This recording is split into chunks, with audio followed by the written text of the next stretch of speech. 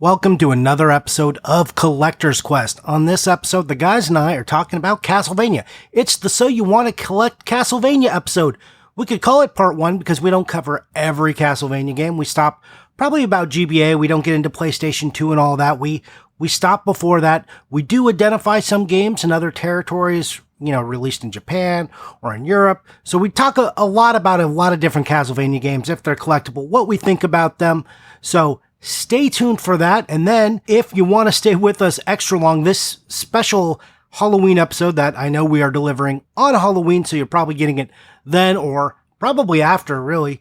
We just let the mic go and we gave you a preview of what it's like. This is how we talk before and after shows. This is an after show portion. And then I snuck in one extra bonus for all you dedicated listeners. If you really want to go deep, click on my profile in Instagram and follow the link in my profile. And you got some special audio content, only about 10 minutes. We talk about what it is in the episode. So if you were excited for that, when you hear it, you'll know, remember to go to my profile and go ahead and click that and see if that's something that interests you. Anyways, happy Halloween, happy collecting, and happy hunting. Hope you're all doing well. And you know what we always say, actually only what I say, if you like what we're doing and you like what the show is, then go ahead and give us a rating on iTunes. I would greatly appreciate that. And then, if you want to recommend us someone, tell your mom. That's what Tyler would tell you. I would say, tell your other collector friends. Anyways, that's it. Thanks so much. And here we go.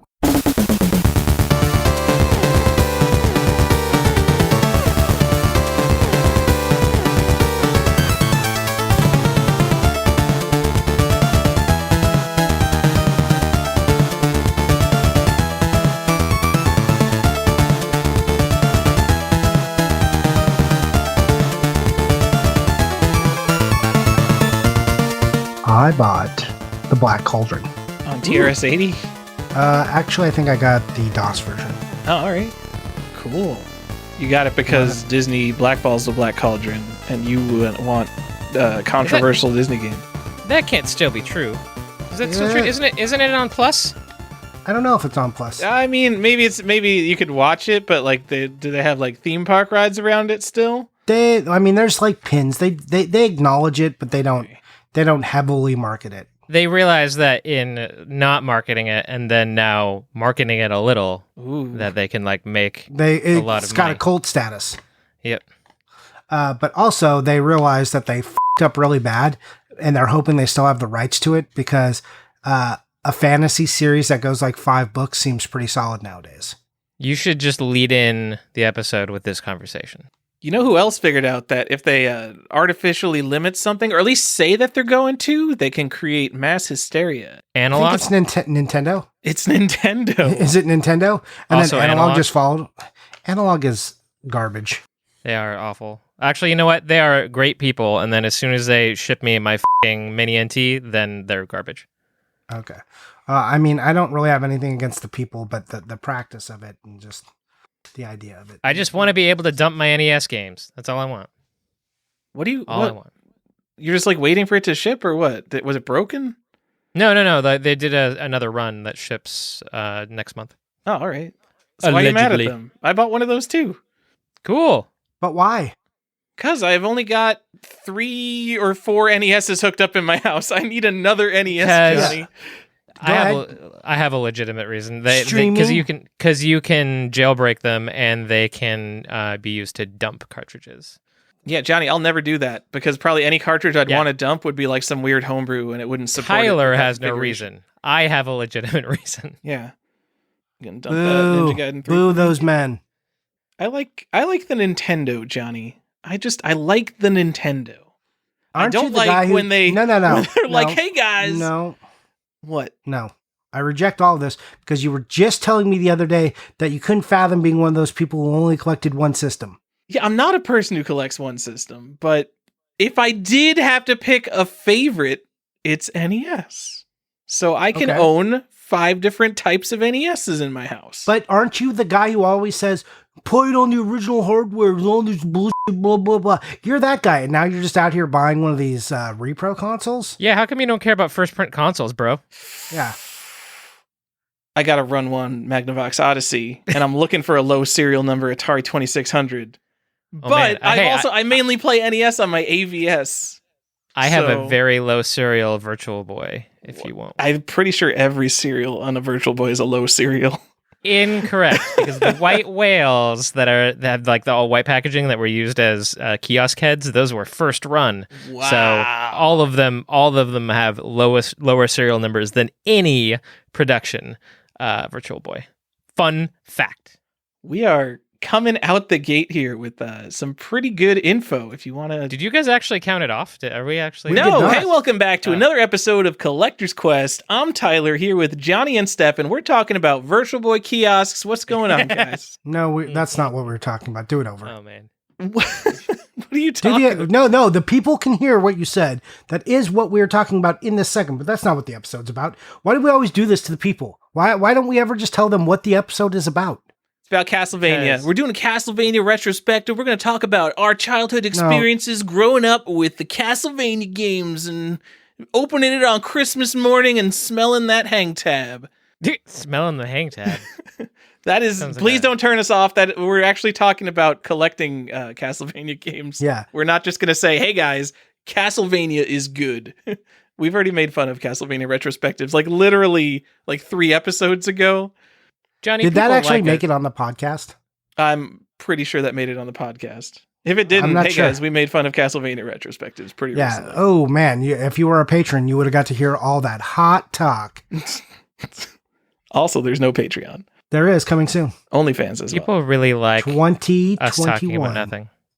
See, I think they just indulge us because what is their recourse? We're going to do it. They might as well just embrace it. I really wanted to talk about the fact that I ate half a pumpkin pie today, and now I don't get to because we went right into You just did though. Well, I'm sad that I don't get to talk about how I ate half a pumpkin pie. But everyone wants to know. That's my reverse psychology, Johnny. I think if you're sad, it's probably your sugar crashing and it's messing with your mood. Well, where should I go if I'm sad, Johnny? Well, there's a place on the internet called Facebook, which will make you sad just for being there. But if you need a dark little corner to cry in, please visit Pirates of Darkwater Rules. That's a little place where you can go to be sad with other sad people. So I feel like we haven't plugged that in a while. Yeah, I mean, it's there. I still get requests for entry like 2 a week. So pretty good. It's just random people typing in Pirates of Darkwater like, does anyone still care? I think it is. I think there's a few people on there who have no idea that is we are a gaming podcast that just happens to like Pirates of Darkwater. So, one of these days we really are going to do that podcast. We definitely are. I mean, there's not many episodes because they didn't finish it. Okay, so we are going to talk about Castlevania. We are going to talk about some collectible Castlevania games. So you could consider this the so you want to collect Castlevania. We aren't going through every Castlevania game. We're going to give some interesting ones. We're going to talk about obviously the big ones. So we'll be talking about hangtabs for sure, but we will talk about some foreign titles because people who are Castlevania collectors, they cross borders to get Castlevania games. That's just how it goes.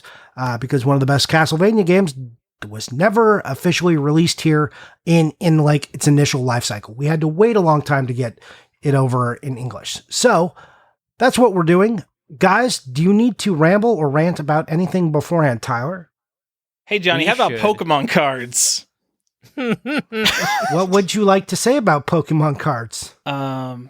I see a lot of people on Instagram. I follow all sorts of collectors on Instagram, and I see a lot of maybe people who came in from comic books and sports cards jumping on the hot new bandwagon Pokemon cards. And I only bring this up because just a week ago, I saw someone selling a few kind of high-end games and saying they're cashing these out to go buy like a Charizard or something. Good, get the away from my hobby. Yeah, I was like, oh, this is wonderful. People are getting out of video games to get more into Pokemon cards. I know they're not getting out of video games. They're just going to have 7 million other hobbies, and they're just going to chase whatever the hottest things are right now. But chasing the dragon. Yes, they're chasing that dragon, and I'm so happy chasing the dragon. Charizard. It's so like when a video game sells for like $1,000, it's like, oh shit, look at that video game. Blows our mind. Yeah, blows our mind. Yeah. Whoa. Like, you look at like a plain ass regular base set unlimited Pokemon card, and there's so many of them over $1,000. There are so many Pokemon cards that were printed and they're selling for over $1,000. There's like 30 or 40 Charizards that sold for over $10,000 in the past 2 weeks. How is that even possible? Because of Jake or Logan Paul, whoever that guy is, probably. But still. Yeah, Logan Paul did a thing and he spent a lot of money. And it created a Pokemon craze. And I don't care about it at all. Whatever. You guys love Pokemons? Cool. You know what it's going to do? It's going to affect the price of Pokemon games. Is any Pokemon game under $100 anymore? That's not like new? Well, if you go to our friend Japan, no one gives a shit because there's so many. Yeah, if I can't... Well, the thing is, like, Pokemon is, like, 100% nostalgia. People are not collecting the history of Charizard, because Charizard's from the game, and the game's still, $100, $200. They want the Charizard because it's got that big 3-digit number, and as a kid, that made you the coolest kid on the playground. So now you should pay $200,000. I don't know anything about it. I'm, like, just too old for Pokemon. I have never played a Pokemon game in my life. Oh, well. Stephan, have you played a Pokemon? You guys are so old. I'm speaking to our audience right now. The first one that I played through all the way through was like the original Pokemon Blue. Played the hell out of that. And then I didn't play through another one until, for some reason, like when Sun and Moon came out, I tried it and I loved it, and I played Moon all the way through. So of all of the Pokemon games, those are the two that I've played through. Nice. Well, that's far more than me. My wife has played through, I think, all of them. So, that's her game of choice, and she still plays Pokemon Go. Very sad. My wife too. Although she sees it as a job, she gets like actually psychologically addicted to games, and she's like, "I hate this, but I can't stop playing it." So, gee, I wonder where she gets it from. I don't know.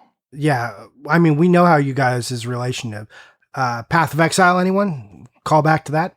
Yeah, you literally talk about how you only play games that ruin your life. So, anything else we need to, diversify this episode with before we talk about Castlevania? Man, how about that comics market? You guys seen that Amazing Spider-Man 300? What else can I relate to like a couple viewers with? Man, those silver prices are crazy. Morgan silver dollars are up to like, it's got like $28 worth of silver content in them now. Wow. I got a new podcasting setup. That's cool. So if I sound extra great to you guys today, it's because I do. I do sound extra great. Do you though? And then I do. At the beginning of this episode, you're like, guys, Castlevania is not 100% my thing. Just don't call on me. I'll try not to talk with my sweet new microphone. I just wanted to like peanut gallery this one is what I really wanted to do. I wanted to say funny things because I'm funny. Are you though? Don't laugh. Don't laugh, Johnny. Just let him laugh at himself. All right. Look, Stephan has a job to do, and I'm going to let him do it. That's why we hired him. This is what we pay him for. We let the experts do their jobs, and we don't try to override them. That's right. I am the least relatable, most relatable one.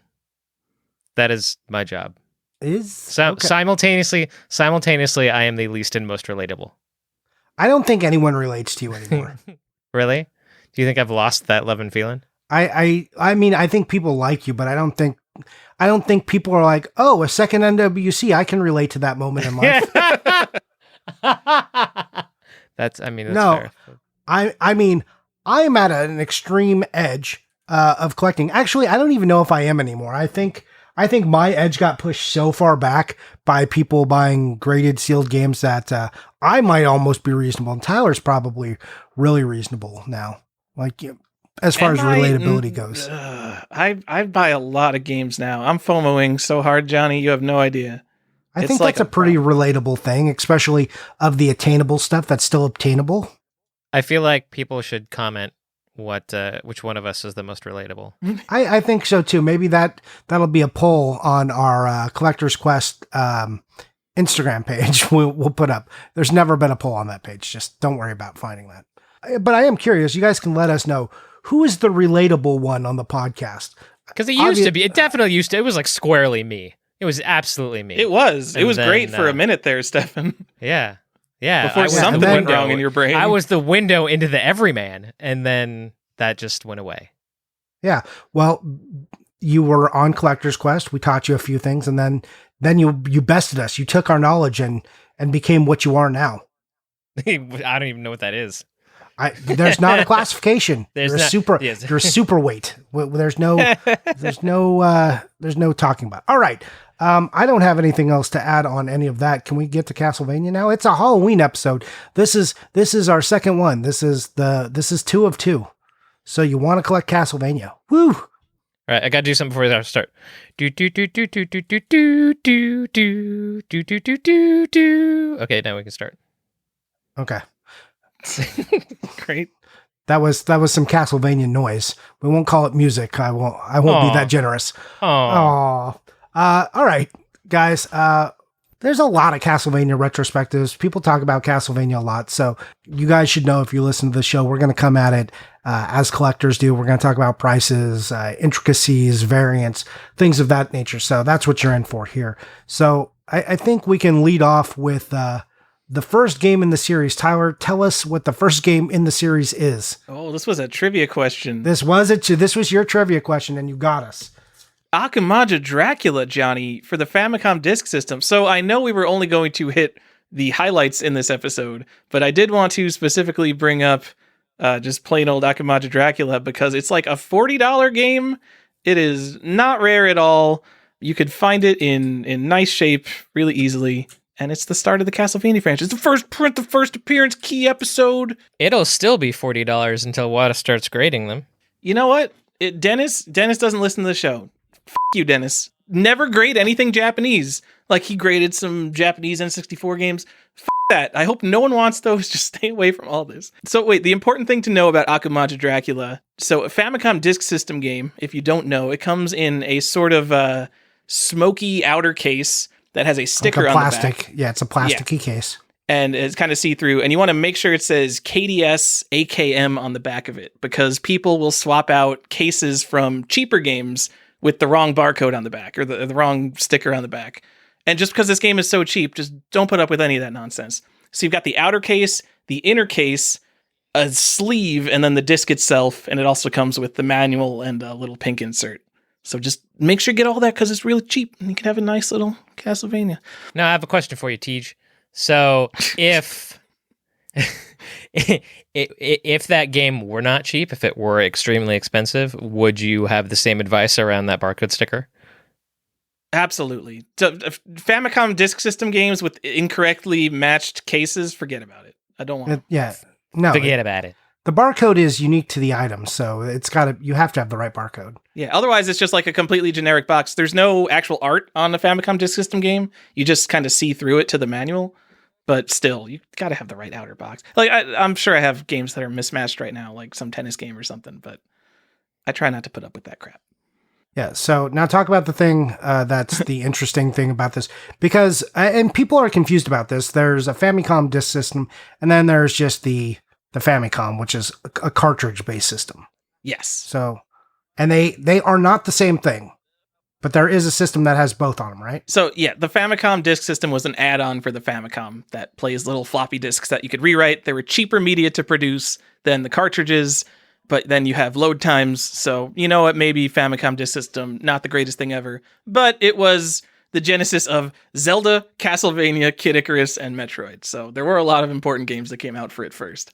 But the thing that Johnny wants to talk about, because it's cool, is Castlevania got re-released in cartridge form on the regular Famicom, and that is a fancy, pretty expensive game. I went looking, and the prices were probably double what I thought they were. I think I put $300, and Johnny just upped it to $400. You put $200, $100 to $200. It's actually $400. $400 is, I think, the bottom. So like $400, and there's like a super nice one, like basically brand new on Yahoo Auctions right now. It's going for $650, and it's still got like a couple days left, and I can't believe it. It is that's not on Yahoo like Auction. Normal copies are not worth that much. This one's super nice, but still, that's crazy. Yeah, and it is more rare. It's more difficult to find. The box is pretty sweet, and we'll just get this out of the way. So, as far as the Famicom, as far as disc system games go, 1, 2, and 3 are all on disc. On cart, though, only 1 and 3. 2 did not get a release on a cartridge. Just so you guys know that. So don't spend your time looking for a cartridge for 2 because it does not exist. All right. And now, Tyler, let's talk about, it's called Akamaja Dracula, but the series is, pretty much globally known as Castlevania. Killer. Oh, no, not Vampire Killer. Whoa. Yeah, it's called Castlevania. You'll find some vampire killers out there, but really it's just like globally it's pretty much addressed as Castlevania. And it was one of the big games to spike when hangtabs started to spike from non-Nintendo published or, first party, not non-black box hangtabs. Castlevania was one of the first ones to go, and it spiked pretty hard. It went from like $60 or $70 to $100, and then suddenly $1,000, Tyler, or was that what happened? I don't remember them ever being 60 or 70, unless you're talking about some olden days. I remember Castlevania. So I guess to start from the beginning, the earliest prints of first-party black box Nintendo games have a cardboard hang tab that you could theoretically punch out and hang up the game box on a shelf with. No one ever did this. It's literally just something that's cut into the box that was never used, and almost none of them are used unless some idiot kid punched it out. A lot of people have always kind of been interested in third-party hang tabs. So the very earliest third-party NES games also had this hang tab kind of punched into the box. And Castlevania was always one that I knew existed, so I do not give a shit. Like, at least, 10 years ago, did not give a shit about hang tabs or weird NES variants. I was still too busy trying to collect every NES game. But Castlevania was one that I always knew, like, oh, people want the hang tab on that, and that one costs a little bit more. But now it's like 300 to 500 will get you in the door with a punched hang tab. And by punched, I mean like the actual cardboard has been broken on the back, so it's not like perfectly flush with the box. And for an unpunched hang tab that looks like brand new, like I don't even know anymore. There's a Wata one with a punched hang tab that went for $1,600. It's a 6.0. That is way too much. Like I know Eric, Excite Bike Comics and Games, he graded a super nice one at PRGE last year. So I bet that's long gone, and he could have got a lot more if he held on to it now. Yeah, I mean, maybe it's gone. Who knows? Maybe he hasn't. With the way things are going, there was a large run on Castlevania hang tabs. I'm sure we'll see another like spike of them down the road if it ever hits. You're gonna see the picture. Someone has like 15 super mint ones. They're gonna post on Instagram like, I'm better than everyone. Which to be fair, they are. So what are we gonna do about it? I'm looking at my shelf. I have, I think, 3 hang. I have 3. I know I have 3 hang tabs actually, because there are maybe 2 hang tab variants, and I have an upgrade. So that's what I was gonna say. What are the variants? Because you just said there's a variant of the first one. How do people even know what this is? Okay, so the first US print of Castlevania, it comes in the hang tab box. It's got a circle seal for the Nintendo seal of quality on the box, and the cartridge inside the box. I put big logo. I don't know what the commonly accepted terminology for this is, but basically the Castlevania logo on the cartridge is too big and it spills over onto the front of the cartridge. And that also pushed the Konami logo onto the front of the cartridge. So basically at the top of the game cartridge, it says Konami in small text upside down. So that's the first American print. And then there's also basically a hang tab box that comes with a regular 5-screw cartridge that doesn't have the oversized logo. So really you want to look for the oversized Castlevania logo on the cartridge. And I've mentioned this on the Retro Gem Miner, and I really don't know this, but there may be a tiny print difference between the 2 different hang tab boxes. So I literally bought a small logo hang tab box to compare with my existing box. And of course, I can't verify that these were correctly paired to begin with, because these are obviously complete in box games. If you line them up, the art on the printing is like a couple millimeters shifted between them. So like they're from different technical print runs. It's just whether or not something was intentionally changed or it's just how the box was cut and that's just random variants. I don't know. Probably there's not a box variant for these two, but that's the reason I do own separate copies of them. In case one day we figure out there is. Yeah, and then there are, many revisions, oval seal, the white oval seal that you can find, and that will go anywhere from like $120 to $225 depending on, condition. Obviously is going to spike that price up or down. And there, Castlevania, this is where it starts. So if you start to get into some of the other games, people think that Haunted Castle is the first one. It's not. Haunted Castle was just an arcade game. It's Castlevania is the thing. Akimaji Drive, that's it. It's Castlevania. It's not the MSX one. It's not the Sharp X68000. None of those are it. It was Castlevania here on the NES and Famicom, on the Famicom in 86 and the NES in 87, which is where this all began. And there's some we got some fun facts. Stephan, I think you have a fun fact about the art, right? The art for Castlevania? The first Castlevania? Yeah. No, I was talking about Symphony of the Night. Oh, you're talking about, so I'm sorry. No, okay. I did not realize. Sorry, Stephan, go back to the corner. No, okay. I mean, Stephan can talk to us about the X6800 because it's a port, right? So this was something that was not released here. It's not an American version. It's got wonderful art on it, though. Pretty sure it's Chronicles, isn't it? Yes, the X68000 version was remade as Castlevania Chronicles like 8 years later. Yep. Weirdly. Yep. But it is absolutely the best box art in the series. And, There's no argument there. And what you paid for it is still about the price. So about how much? Do you remember how much that was? Well, like $200-$300? Yeah, about 300, I think. Yeah. Still. So you can find that, turn on your worldwide search and put that in there. What you won't find is a functioning X68000. So I hope you're just buying it because you want to have a pretty box, which all those Konami boxes, like not just Castlevania, but like the Metal Gear, which is a unique game actually on the X68000, and one of the shmups too, Gradius. All the box art for that. All the box art for that is amazing on the X68000, but the X68000 is like even broken is really cost prohibitive in the thousands of dollars. So finding one that's working is difficult, and then even finding like a broken one to fix and then fixing it is also a challenge. I know Jeremy Parrish has had a broken X68000 on his desk forever, and it will probably remain broken for the foreseeable future. So yeah. Yeah, and just imagine shipping that from overseas or from like Europe or something. No thanks. Hard emulate that pass. Yeah, or just go play Chronicles, right? You can just go play Chronicles and see what it was about. And it's I meant the X68000 in general, like because there is some, especially Konami went all in on that system, so there is some like unique experiences. Like I said, the Metal Gear made for that platform is unique, and they have a special cheat cartridge because a lot of the games are hard, especially Castlevania, because of the scrolling is weird. Like you basically, the scrolling isn't right. They like tried to replicate it.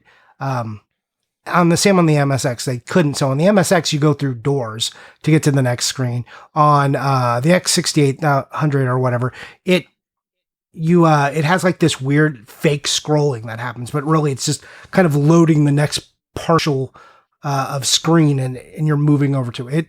It's really weird. So anyways, there's a weird cheat cart you could buy to help you get through games, which if you look on the Castlevanias, some of them, it comes in the advert that's in there. On some of them, it shows you that thing you can go buy for like, back then it was like $50 to help you cheat through the game because it was too hard otherwise, because it was that hard to play on the stupid machine. I mean, we did that with the Game Genie too. It's not like it's... Yeah, I mean, it's functionally a Game Genie, but like the fact that it was advertised with the game and it was specifically made by Konami. So it wasn't just, pretty funny. It was like Konami was like, this is hard, here, buy this thing. So anyways, there's a fun fact and something you can look for. Fun fact. Yeah. Let's talk about some more fun facts. Castlevania 2, Simon's Quest. a game that I can't tell you the Japanese title of. It's like, I will just butcher it and be unkind to it. Tower, do you want to take a stab at it? Nope. Nope. All right. So it's like, basically, if you're looking for it, it's Akumaja Dracula no Nori or something. Anyways, you can look it up. Use Google. You can find it yourself. And I won't destroy the pronunciation of it to anyone who has ears that can hear Japanese language. I don't want to offend them. So the interesting thing about this one, and this is, I was blowing Tyler's mind earlier with this. So on the Famicom disk system, where this was first, it came with a card. Konami did this thing, and they released these special little, like, basically trading cards that came with the game. And, they're called Konami character cards or Chara cards. And it's not like each game has one. There's 20 different games, and each game has, like, up to 6 different arts that you would have to go buy. So to complete this set is impossible. The cards were easily lost. They're just little art cards. They're pretty standard Japanese size cards. The art is by different artists for each one. It's not the same as like the in-game art or anything. Each one is a little different. You see different scenes from the game depicted. Like for the Castlevania one, there's one with the Grim Reaper. There's one with the giant Medusa head. Him with Dracula in the background, which I think is my favorite. They're hard to get. And if you just go look in Yahoo auctions or on eBay, you'll find some with the card, but like you can pick up Simon's Quest for maybe $50 for the Famicom Disk System one. If you want the one with the card, it's always over 100 pretty much. So beware of that. And so you said like up to 6 cards per game. So to be clear, we found a website that had pictures of almost every card. And then we saw like one game had 5 pictures of cards and like a couple games had 1 card pictured. I think it's very likely that every game had 6 cards pictured, and there was just like, every game was made with 6 cards, and it's just like, this guy who collects these cards specifically, and this is his life goal, he still hasn't found the 6th card for this game. So this is like a lifelong pursuit if you want to collect these cards. Yeah, and I mean, I don't know how up-to-date this website is or how... I know, it looked like a GeoCities site.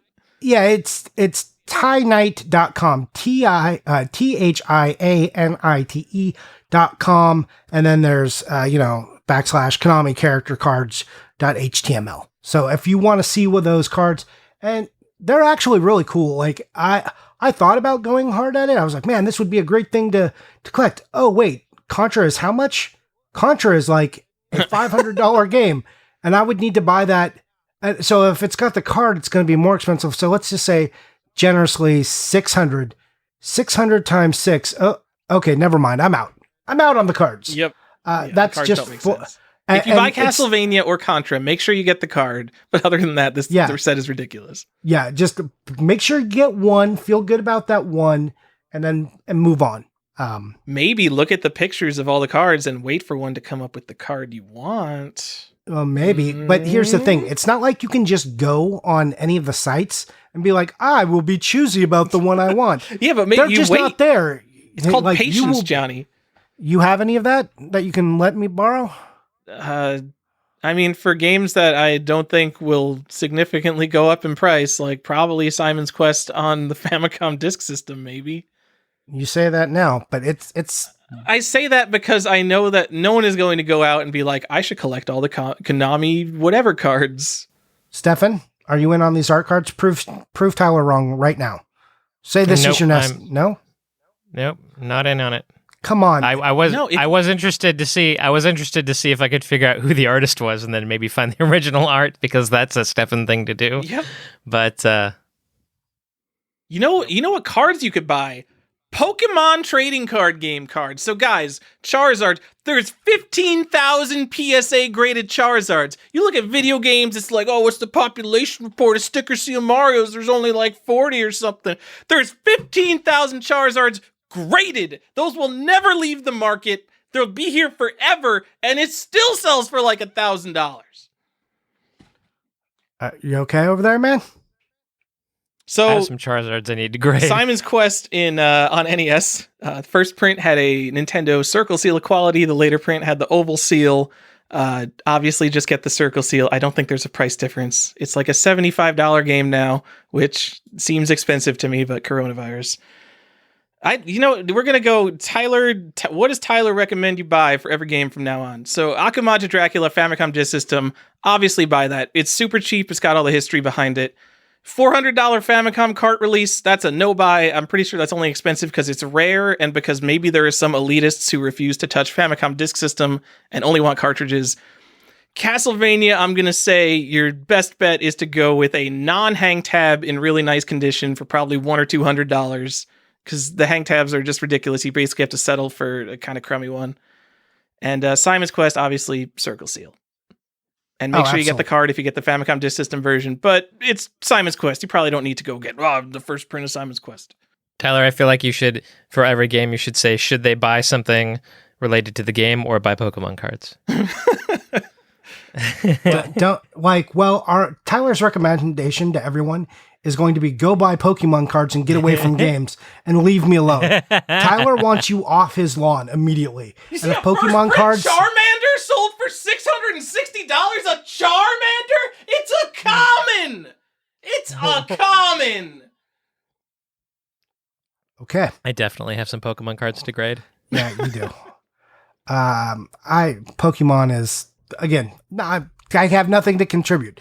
It's baffling to me, but I'm sure it's baffling in the way that video game selling for hundreds of dollars is baffling to others. Except it's thousands of dollars, and Tyler's right, they are commons. What the fuck? Yeah. Okay. Pokemon cards have no utility, like I guess the game, but that's not really why people like them. You can put them in the spokes of your bike. Yeah. Yeah. Yeah. It's real weird. What are you gonna do though? There's nothing to say about it.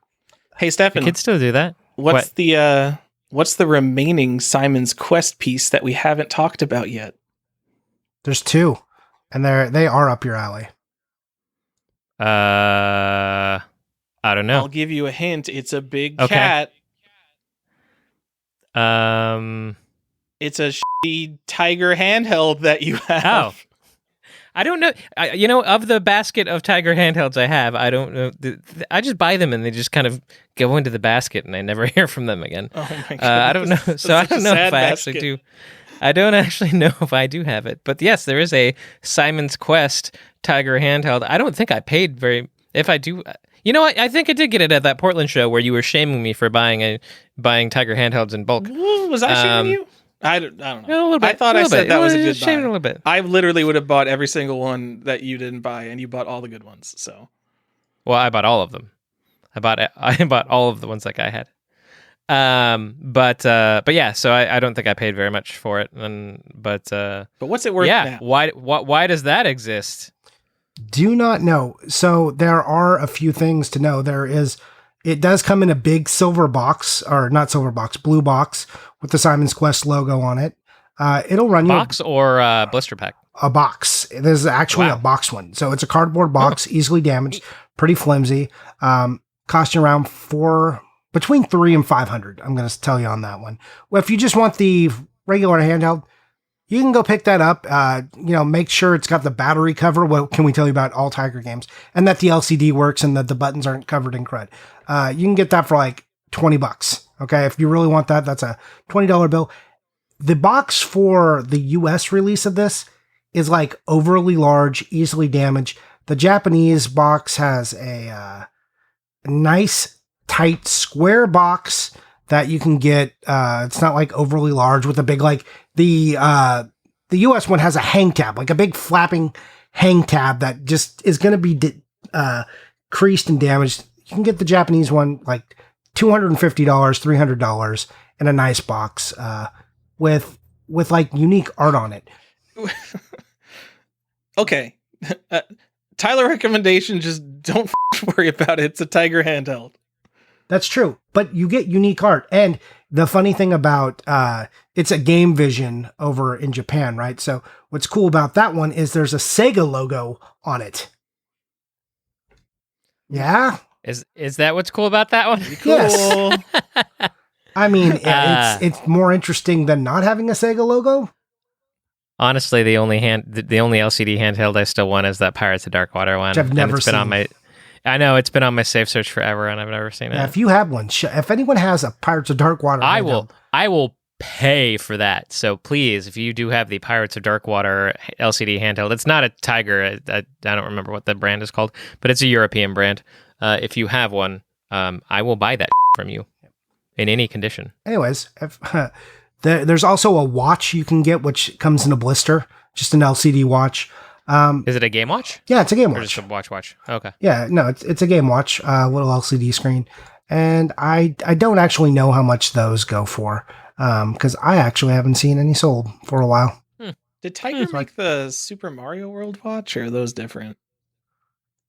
I don't know. Because it looks very similar, but it could just be that all shitty little watches, game watches, were the same. I'm looking this up now. Okay. You Super Mario World electronic watch. Nope, everyone's going to wait while I do it. Oh, okay. We're going to wait while Tyler does this live. Nope. I kind of want to go see if I have that Tiger handheld now. It's Nell Sonic makes the Super Mario World watch, yes, which looks much higher quality than this shitty Tiger Nell watch. Sonic also does all the the Star Fox watches and the Zelda watches, and yeah, it's all the same, folks. Also, fun fact, the Simon's Quest LCD handheld only released in Toys R Us. It's a Toys R Us exclusive. Put it on the list, boys. Get them exclusive. Which also makes it the first print. Yep, that's it. I'm learning from the Gem Miner. First Castlevania game released in LCD format. So you just gotta make every game has something that's the first about it. You just gotta figure it out and make it up. I saw someone call Kirby's Adventure the first appearance of the pink color of Kirby. Yeah, whatever. First time Kirby was pink. It doesn't matter that it's a classic NES game that everyone loves, but first pink Kirby. So wasn't there also something weird about Simon's Quest as a weird 5-screw? Oh yeah. Okay. So this is real information. We've discussed for this. Collecting. Yes. Konami games, I'm sure someone out there who's a manufacturing nerd knows why. They have incorrectly assembled cartridge variants that are extremely rare, and you'll see these with Konami games and Ultra games. So basically, you'll see games that, based on when they were released, should only be 3-screw, but you'll see a 5-screw version of them. And so Simon's Quest is a game you should only ever see in 3-screw. And last I checked on Nintendo Age, when Nintendo Age still exists, there were 2 copies of Simon's Quest that were found in 5-screw. There may be a couple more now, but specifically when you're looking for 5-screw variants, if you see any Konami games, pick them up and I guess look them up because some of those 5-screw games are weird and should not exist. All right. And probably worth incredible, insane money now. I know, so I guess I'll just spoil it. Castlevania 3 has the same kind of error variant. I believe there is one 5-screw Castlevania 3 cart, and that thing is awesome, because Castlevania 3 was 1990, which is way, years after 5-screw carts should have existed. Why was that even laying around wherever that was manufactured? Don't know, but I have it. I'm pretty sure you don't. I don't. How many Shadowless Charizards is that worth? Basically, a Shadowless Charizard is now the highest form of currency, besides, of course, a first edition Charizard. If you guys don't know what Shadowless is, on the border of the art for a Pokemon card, on the first prints of them, there was a little shadow that was only absent. On the first print of Base Set Unlimited, Johnny. I'm getting there, but just explaining what the shadow is. Johnny is just you know what, I'm into this conversation. Well, I had to tired of resisting. I had to look that up so to know what Shadowless cards were a couple months back when I came across all those Pokemon cards sitting in my garage, which I traded for a song, and I hope the guy they went to, a guy makes a gazillion off them. Because whatever, I traded. I've got a fair value. That's the other thing, people. Sometimes you trade something and then the value skyrockets. If you got a good deal out of it, you just have to be happy with that. You can't just lament that you didn't hold on to it long enough for anything. You can't live your life like that. Just got to let it go, people. I gave 9,000 Pokemon cards to my 7-year-old neighbor. So yeah. Well, you didn't get a fair deal unless that kid comes back to you in like 20 years, like, I can't believe you gave me these. I sold them for $1 million. Thank you. Yeah, this is my yacht. Yeah. So I've actually got it's called the Bulbasaur.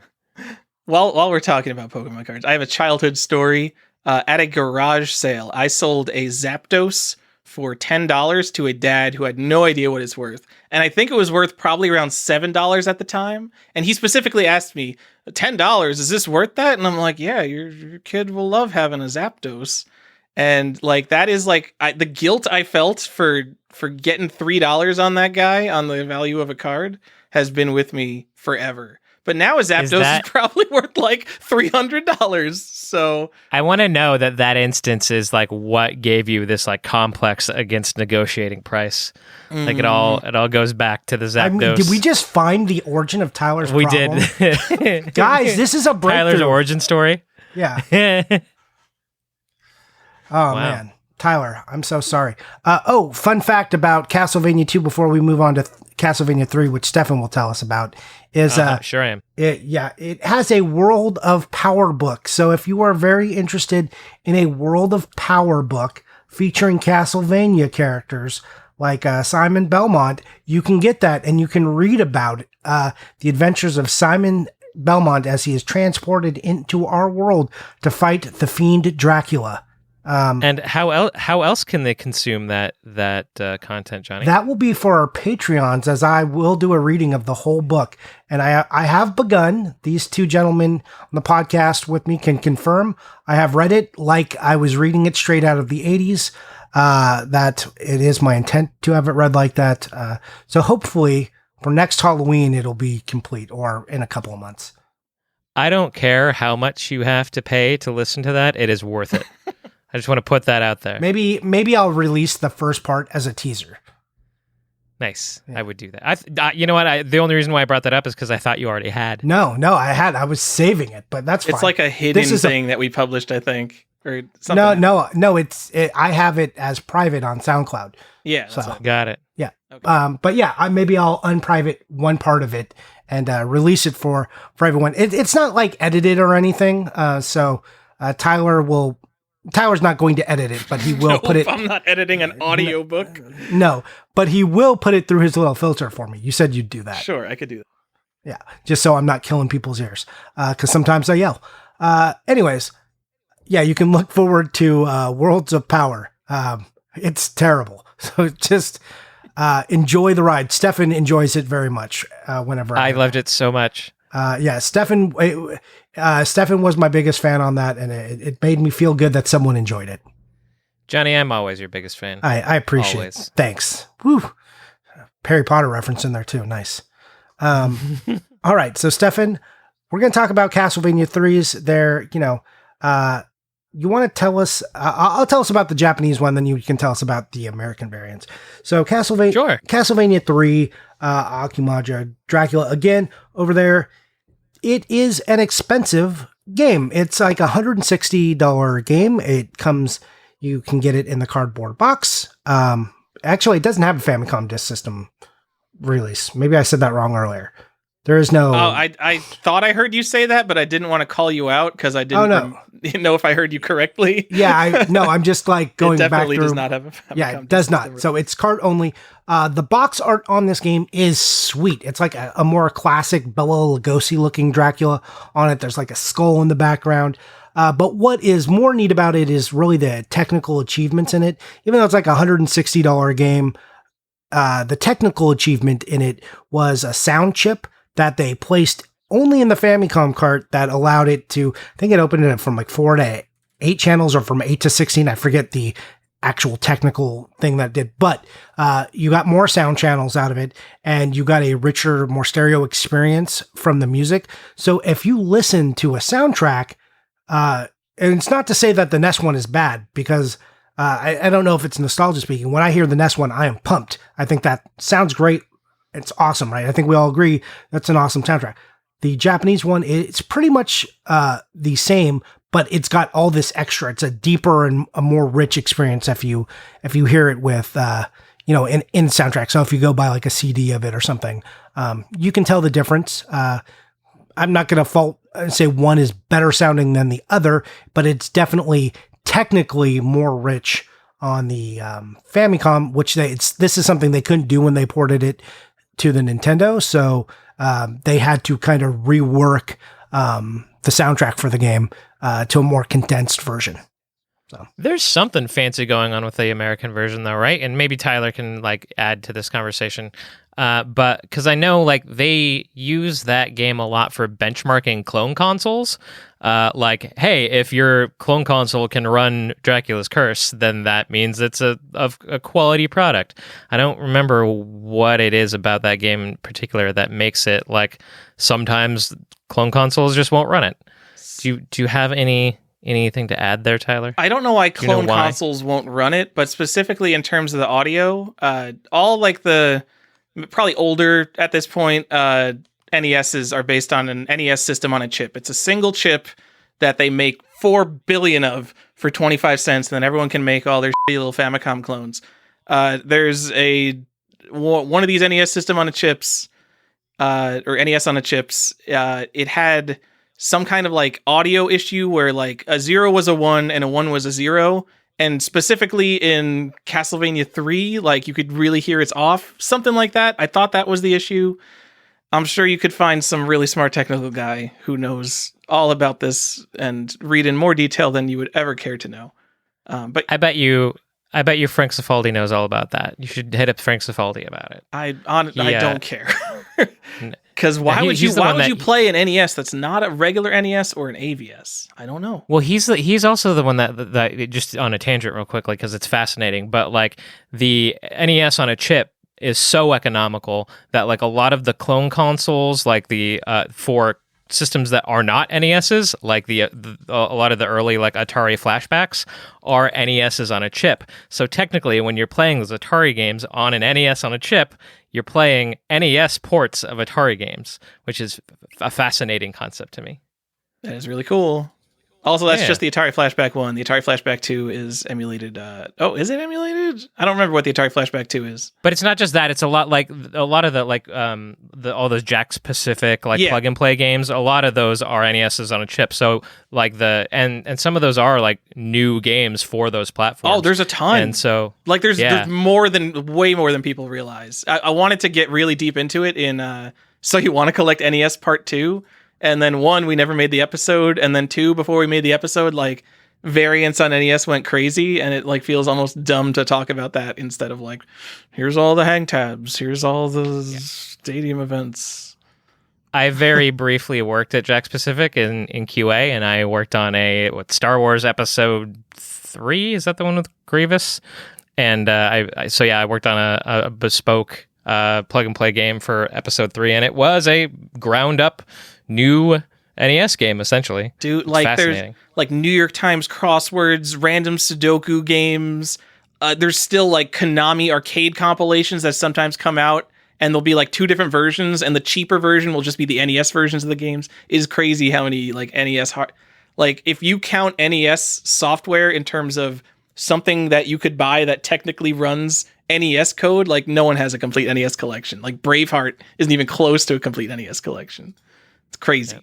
It's crazy out there. We love programming NES stuff. And by we, I mean Chinese developers who are really, really good at programming NES games still. Nice. All right, so let's talk about Castlevania bits. Castlevania 3. Stephan's gonna... That was a fascinating tangent. Yeah. Stephan's going to tell us about the 2 major variants of Castlevania 3 Dracula's Curse for the NES.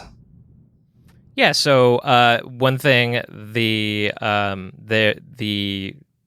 Dracula's Curse is the first Castlevania game to switch from the circle NES logo to the oval seal of quality, rather, right? Boo, yeah. Which is ugly and terrible. And then there's the red sticker that's the winter trip to Dracula's hometown. Yeah, not a sticker. It's not a sticker. It's printed. Is it not a sticker that's on the box? It's printed on the box. It's horrible. That is awful. Really terrible. I don't even want to talk about it anymore. Yeah. That is awful. Johnny would have got some goo gun and took it off if it was a sticker already. Maybe. Yeah, that's fair. The other interesting variant, and it's the PAL version, but it was distributed by Falcom, which distributed a lot of. It was basically Ultra in the European territories, and the box cover, it has that cool like Ultra like letterbox, diagonal letterbox look to it. I think it's kind of classy actually, but yeah, so that's a big box variant too. Yeah, so not a big box variant, a big box variant. Yeah, so the thing about the PAL one, like if you guys don't know why Ultra and Konami and Falcom are all the same thing, it's Nintendo had this rule, a very strict rule about how much an individual publisher could publish per year. So to get around that, they made subsidiaries like Ultra, so Konami could print more games and PalSoft. So. Yeah, that's also the same, like the story around Tengen and the lawsuit around that, where they wanted to get around the number of games made in a year, and so they pretended to sue Nintendo so that they could get access to the patent information of the 10 NES, I think 10 NES is the name of the chip, the 10 NES lockout chip. And so they fake sued Nintendo and basically reverse engineered that chip so that then they could make as many NES games as they wanted unlicensed, and then they got real sued by Nintendo for it. Whoops. So yeah. Well, okay, we're talking about Tengen though, not Konami. Yes. Okay. Yeah, I know, but we were talking about the getting around the ways just to get around the dumbest thing, because like this policy was in place. I don't know how many publishers it affected, but like Konami, probably maybe the second best publisher on the NES. Like, who cares if they're making so many freaking great games? Yeah, I mean, it was Konami Nintendo. and Capcom were the two, right? So it's like everybody else. I feel like they definitely could have made, case by case concessions rather than having this blanket rule, because they had that rule so that developers weren't publishing games to their platform. But if you had a developer who legitimately was making quality titles more than X amount a year, then I feel like it would have been in their best interest to just allow them to do that. Hey, Stephan, I have a question. Yes. You strike me as probably the Collector's Quest host who knows Nintendo as a company the best. Just because you've interacted with so many employees. Does Nintendo strike you as a company that will make case-by-case exceptions? No. Especially not fair. In the 80s. In the 80s, they were so like, you don't want to use Nazis, but they were very regimented. So I have a copy of the 1988 employee handbook from Nintendo. And there is some, like, again, not saying Nazi, but there are some interesting employee policies in there, like it being strictly forbidden to talk about how much money you make. Like, that was grounds for being fired. Verboten. I should scan that and pick it up. Yeah. Yeah. So, they were, that was an interesting, it feels like just like every company, I think, in the game industry, which, in the early days started out as more art than business and then slowly became more business than art. Well, and, when that transition happened to Nintendo, it was very, very striking. And it was for a reason. It's not like Nintendo was just this hardcore company. The video game industry had just collapsed, and Atari was the Wild West, and anyone could do anything. Like, people were doing crazy stuff. So Nintendo, in their minds, to avoid any of that happen, said, this is how things are going to go. We're going to control all these aspects so we don't get screwed the way Atari and Television, all these other people got screwed. We aren't going to let that happen to us. So we're making a very strict implementation. So, I don't necessarily agree that was the best case, but it did lead us out of the dark times of video game publishing and out of the crash, and to this point where, it'll get us to the point where Nintendo and Sega fight and, create their own enemy in PlayStation, which blows up all these, artifices that Nintendo had created for control, which is kind of awesome that, it's how empires fall. Not that Nintendo fell. They are doing just fine, I assure you. Anyways, back to Castlevania 3 real quick. You can pick up this game. You can pick up the PalSoft copy for $200-ish, which is a little bit more expensive than if you were buying just Dracula's Curse on the NES, but that price fluctuates. It's about $150, but if you want one with the first print with the stupid Dracula's Hometown label on it, that runs a little more. But the second print of it, or subsequent prints, doesn't have that contest info on it, and it's actually a better looking box. So you sometimes see that nicer, like a very mint, like when you have two mint copies going up against each other. The Dracula's Curse box has been the one without the red seal has been winning until just recently, and Tyler can tell us what recent notation caught some collectors' eyes. It's an insert that has made people started to pay a little more for Dracula's Curse, the first print. What? The freaking contest thing that's advertised on the front of the box? Yeah. Yes.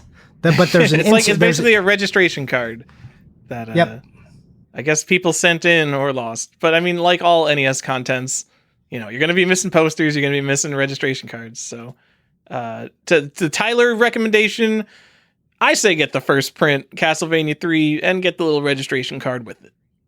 But you are going to pay for that. You're going to pay for it. Like, no, you're not. You're going to find it. You're going to find it? You I don't know. think? Let's go find it. There's one on eBay. Buy it now for $500 right now. Don't buy that. Just wait for one to come up that's like a little bit more than whatever they go for. Yeah, but you can get a regular, like, decent shaped one for like $180, $160. So we haven't been discussing sealed prices, but the weird thing, like, I don't know. I obviously I follow this Heritage Madness. Castlevania 3, probably a top 5 NES game for me. It is incredible, and technically it's an absolutely amazing game. They've like not selling for over $1,000. Like a really nice one went for some crazy one in 2019, but like $700 to $1,200, I think. That's from memory. Like so don't pay $500 for a complete box one with the little card when you can get a sealed one, which will be part of your investment portfolio. Gross. Two more things that I want to mention about this game. One about the Palcom copy. As I'm going through screenshots, I'm realizing not screenshots, shots of the cover. I'm realizing there's at least one variant of the Palcom copy. There's I'm not sure which one is first, but on the front of the box, there's this big, ugly white rectangle that says "Distributed by Konami." And there is a variant of it that does not have that big, ugly white label. Stephan, that's what I'm talking about. We're talking about PAL variants on the Collector's Quest. This is probably a first. We've never done this. That's right. The other thing I wanted to mention is just more of a fun fact. This is also the game where the storyline is loosely what they used for the Netflix animated series. So if you love that show or are thinking about watching it, then maybe you want to play Dracula's Curse. Why? I mean, it's also widely considered the best of the first 3 Castlevanias. I don't agree with that, but that's... I think people fight between 1 and 3, and no one considers Simon's Quest like weirdos and hipsters. I have like not weird nostalgia goggles. I mean, we all have nostalgia goggles, but I have nostalgia goggles for that first game. I can't tell you that it's a better game than 3, but I adore it more. See, and I'm going to say the same thing. And Tyler's, we know I'm not a hipster, but I very much like Castlevania 2 the best. I love Castlevania. Look, I love all 3 of them, so it's not like... Get out of here with your hot takes. It's not a hot take. I've said this before. I've been saying I love Castlevania 2. It was like one of those games that was so ridiculously hard, and, what a horrible night to have a curse like that just sunk in with me. And I was playing, and, the part that got everyone, where you stupid crouch by the lake, no one knows to do this.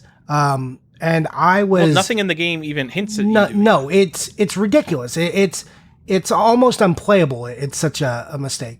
But when I was a kid, I accidentally knelt there. So, it happened like magic for me. And, I played that game for so long, and I was doing everything I could to try and figure out how to beat this stupid game. As a kid, I was so obsessive about beating games. Like, I could not rest or sleep a lot of times because I was thinking about how to beat a game. And when I eventually found out how to do it, and it was by accident, it forever stuck with me. So it's more the experience than necessarily the game. So I think people can relate to that. And I think maybe the Konami one, the distributed by Konami for the Palcom release, it might be the Pal B is got that logo on it.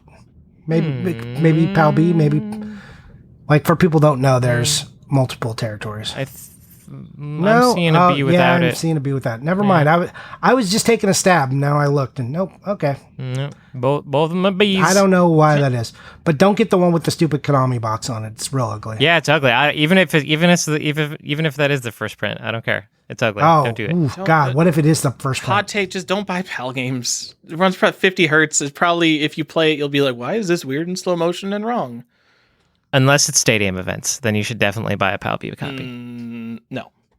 We don't settle on the collector's quest. We only buy the best. Oh, don't we? Don't we settle all the time. We are Johnny. Do we not settle all the time? We are American settlers, is what we are.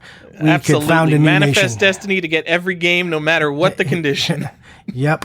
So we have settled hardcore. We are original nest settlers here. All right, Mal. We've been talking about Castlevania for a long time. Let's keep talking about the NES games. What? I think Simon's Quest is the hardest NES game there is, Johnny. No way. So everybody knows about Deborah Cliff. You have to crouch there with the red orb. Like it's like a weird. It's like almost like Doki Doki Panic is Super Mario Brothers 2. It's just like this trivia bit in gaming because it's the most bullshit thing. So kind of ironically, everybody knows about it. But if you sat someone down in front of any NES game, I think Castlevania 2 would be the one that's the hardest to beat. Because someone can sit for 100 hours. After playing Ikari Warriors for 100 hours, you'll eventually learn how to beat Ikari Warriors. But I think you could potentially never beat Castlevania 2. But it's hard to test because literally everybody already knows how to do it. I mean, but that doesn't make the game hard, right? That just makes the game bullshit. That's a bullshit moment. I mean, but the rest of the game isn't hard, right? Like, that's what I'm saying. Like you die in Castlevania 2, it's like, you're back, whatever. Castlevania 1 Medusa heads are the most bullshit thing in gaming ever. Like, bullshit. Oh my God, they're so terrible. Like, are completely predictable and shut up. No, they're not. Look, they are completely predictable until you have to jump into like where the screen needs to shift, and then suddenly they're just underneath you. It's bullshit. It's bullshit. That and the fucking the Igor that's with the Frankenstein. That guy too. You know, the only thing more bullshit than Medusa heads in Castlevania are blind pit drops in Mega Man. What about blind pit drops in Simon's Quest? When you walk over a thing and you just fall through the floor. What are you talking about? What about in Simon's Quest? There are Dr. Jekyll and Mr. Hyde. There are blocks that look like blocks, but you step over them and you fall through them. So you just have to throw holy water through the entire game so you know which blocks are real. But there's a way to do that. It's not like Mega Man where you're like, okay, that game makes you jump down a pit, and if you just jump too far, you have no recourse. You're just going to die. You have to know to jump barely off the ledge and then slam left, or you're going to die. That's nonsense. That's fine. That's fine. Mega Man games are short. You die once and then you just do it again. And you die once and then you just start over at the beginning of the stage because Mega Man is an asshole. Well, if you only played the stage once, the game would be 45 minutes long. And you're a kid, you're going to play that Mega Man game 400 times and you're going to feel like you're smart when you go down that thing. Dr. Wily is an ass. Come on. He is. I thought it was Dr. Light. That's the first print, right? It says Dr. Light. It does.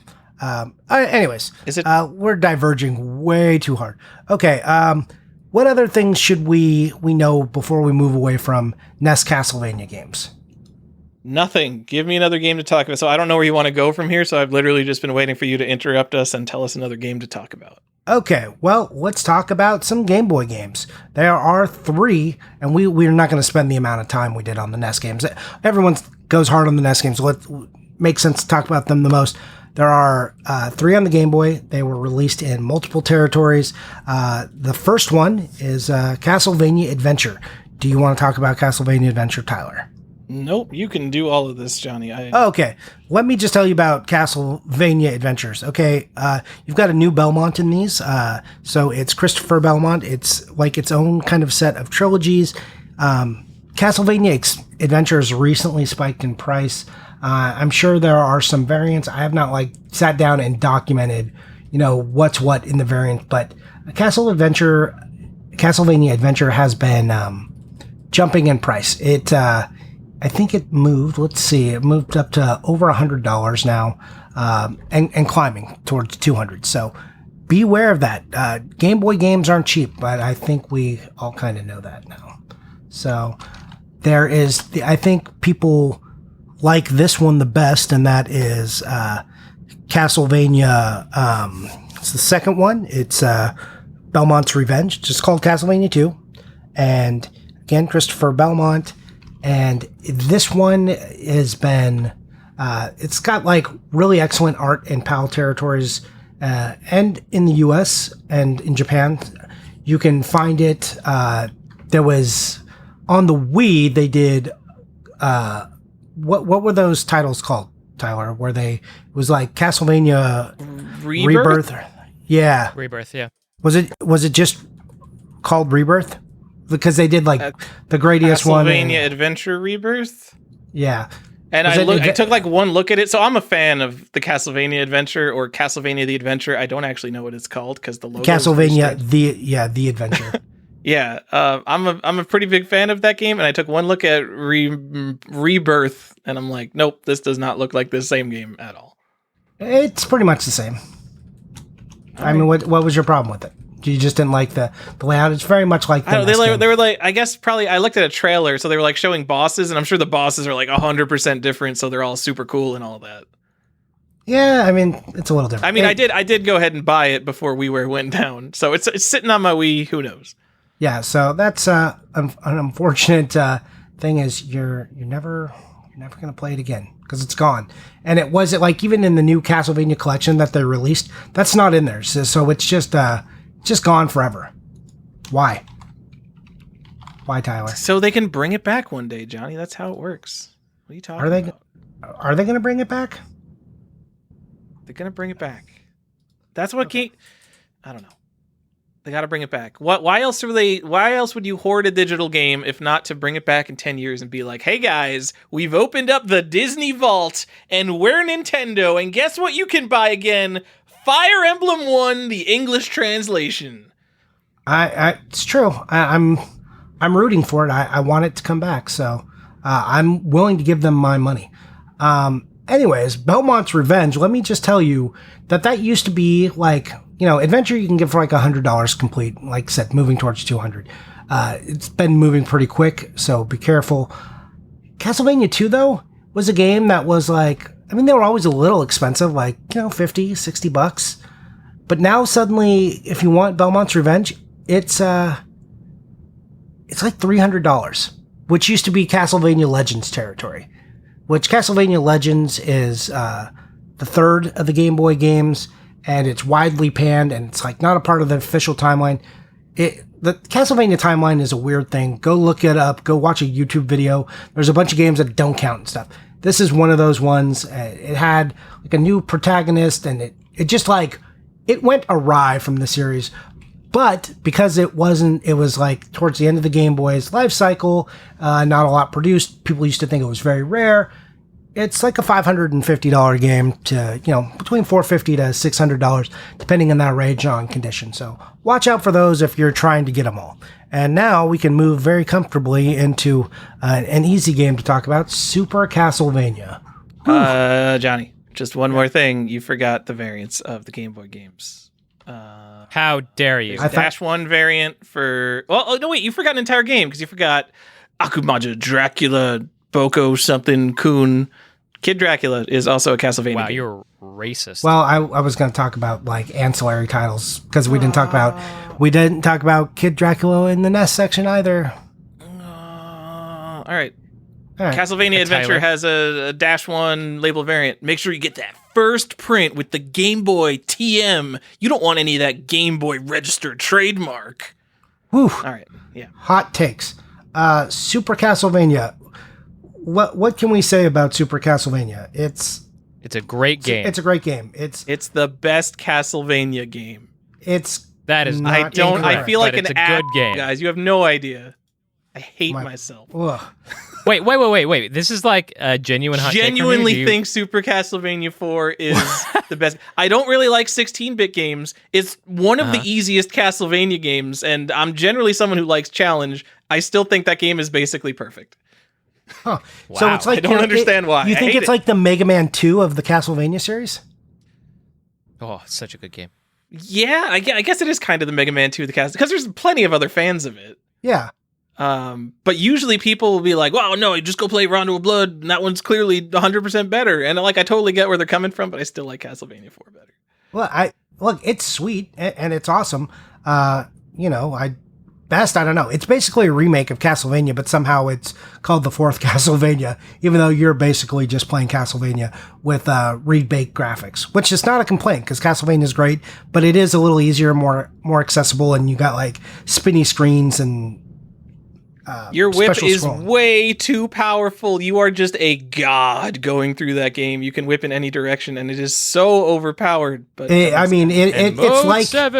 like a real whip. All of a sudden, you're not. Yeah. But one of the coolest parts about Castlevania, and Tyler, you're a big advocate of this, is in the original Castlevanias, the timing on the whip, that cockback motion, you can hit an enemy behind you if you're there, like that whole thing, the articulation of the swing of the whip is a super important part of the Castlevania series and part of what made that game great. Like, you can't say enough about how important that simple timing and where the whip travels and like where it starts to where it travels is such an important part of the game.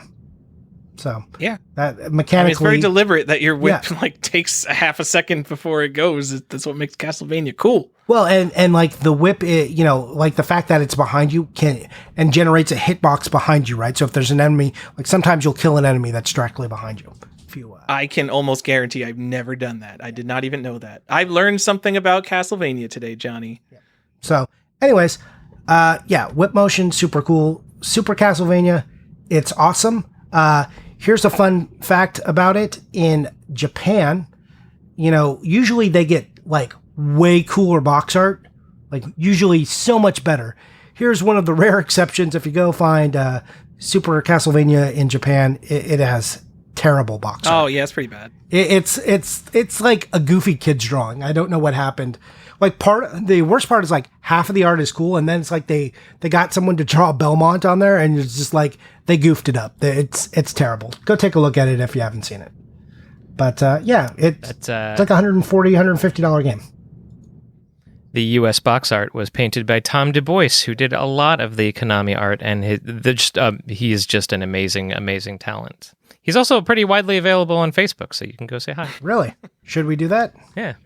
Should we recommend our viewers just hit him up and be like, "Sup, dude?" No. I recommend that they go to the original art Facebook group where he is on, and then access him that way. Okay.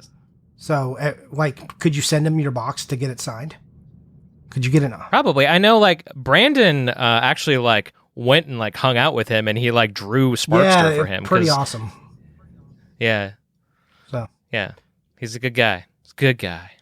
He did Turtles in Time and basically all the Konami art that you give a shit about. I mean, he's an amazing artist, right? So, it's just... Oh, yeah. Call a spade a spade. Incredible. Just so good. And there's so much that is so bad, especially on Super Nintendo.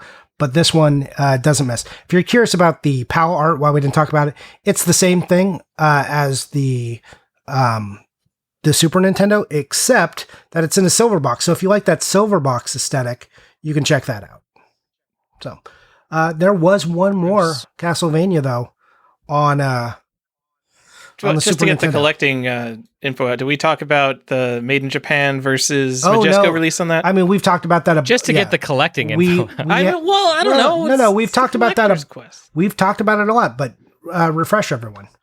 All right. Yeah, I mean, not everyone listens to every episode. That's true. So, fair. Super Castlevania 4. Well, and this is the Castlevania episode, so I'm not going to be like, no, I want to talk about this thing. Yeah.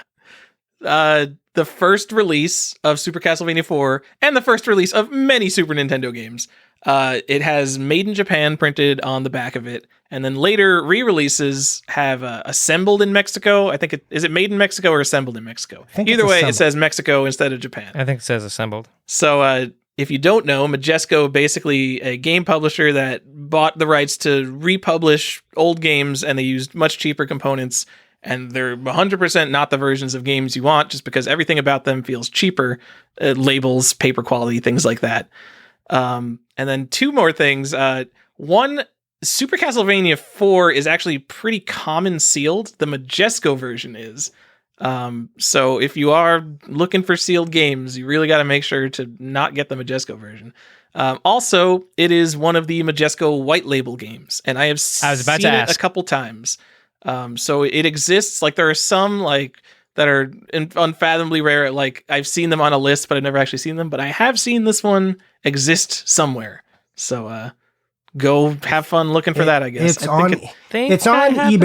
It's on eBay right now. You could get it for $300 or best offer if you really wanted it.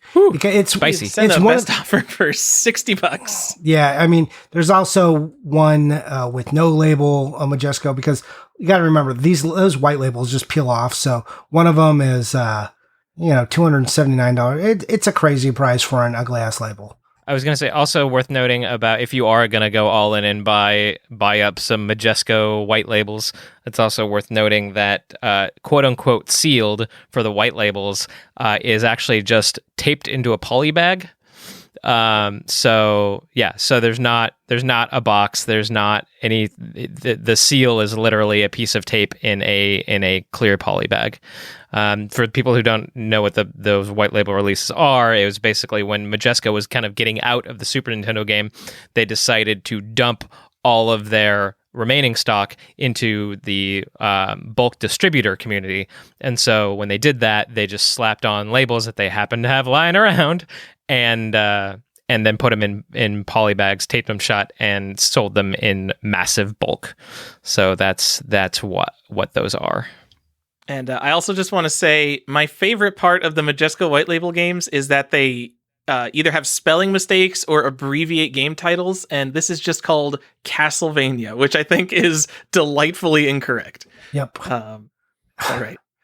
Okay. Dracula X, though, Johnny, what's that? Dracula X, it's a really shitty port of Rondo of Blood. No, it's fine, but it is a port of Rondo of Blood. Rondo of Blood was a TurboGrafx 16 CD disc system exclusive. Do we consider it? Is it an actual port, or is it like just a bad remake? It's kind of a remake, but I'm not sure exactly how you classify these things, like the difference of port, because it's not remade. Like they said, let's take this thing and put it on the Super Nintendo, but they didn't just like port the code. They actually like made a different game. Yeah, right. Okay. But it does not have everything that the TurboGrafx 16 CD system has, right? So the Duo, was a CD system that had better sound, it had more room, memory. Like you could do a lot more than the Super Nintendo could do. So if you are looking at it, like they stripped out characters, there's changes because it's coming to the US, so some like nudity changes and stuff, some spoken lines, but they just like the removing of a whole playable character, areas of the castle. And it kind of came out and without much fanfare, right? It came out in 1995 as opposed to, Super Castlevania, I think was 1991. Yeah. So you have this game which releases like several years after. So it's not like a lot of hot, take for Castlevania. It wasn't the powerhouse it was on the NES. And you're moving towards the end of its life cycle. Right, and 64 launched at the end of 96, so you're talking like a year. So, and Dolphin hype was already becoming real at this point. So, because that was what the N64 was called at the time. Right? Was it Dolphin? That's the Ultra. Was it the Ultra? Okay, it was Dolphin. Dolphin was the GameCube. Okay, yeah. So, Ultra hype then was getting like people wanted to see the next thing, and this was just another Castlevania game. It was widely kind of panned for being what it was, which was a bad word. It's a fine Castlevania game. In retrospect, like people didn't want that because they wanted new stuff. But if you go back and play it now, it's fine, especially if you've never played Rondo of Blood. But if you've played Rondo of Blood, this just feels like a bad version of Rondo of Blood. It's still fine, but it's just not as good.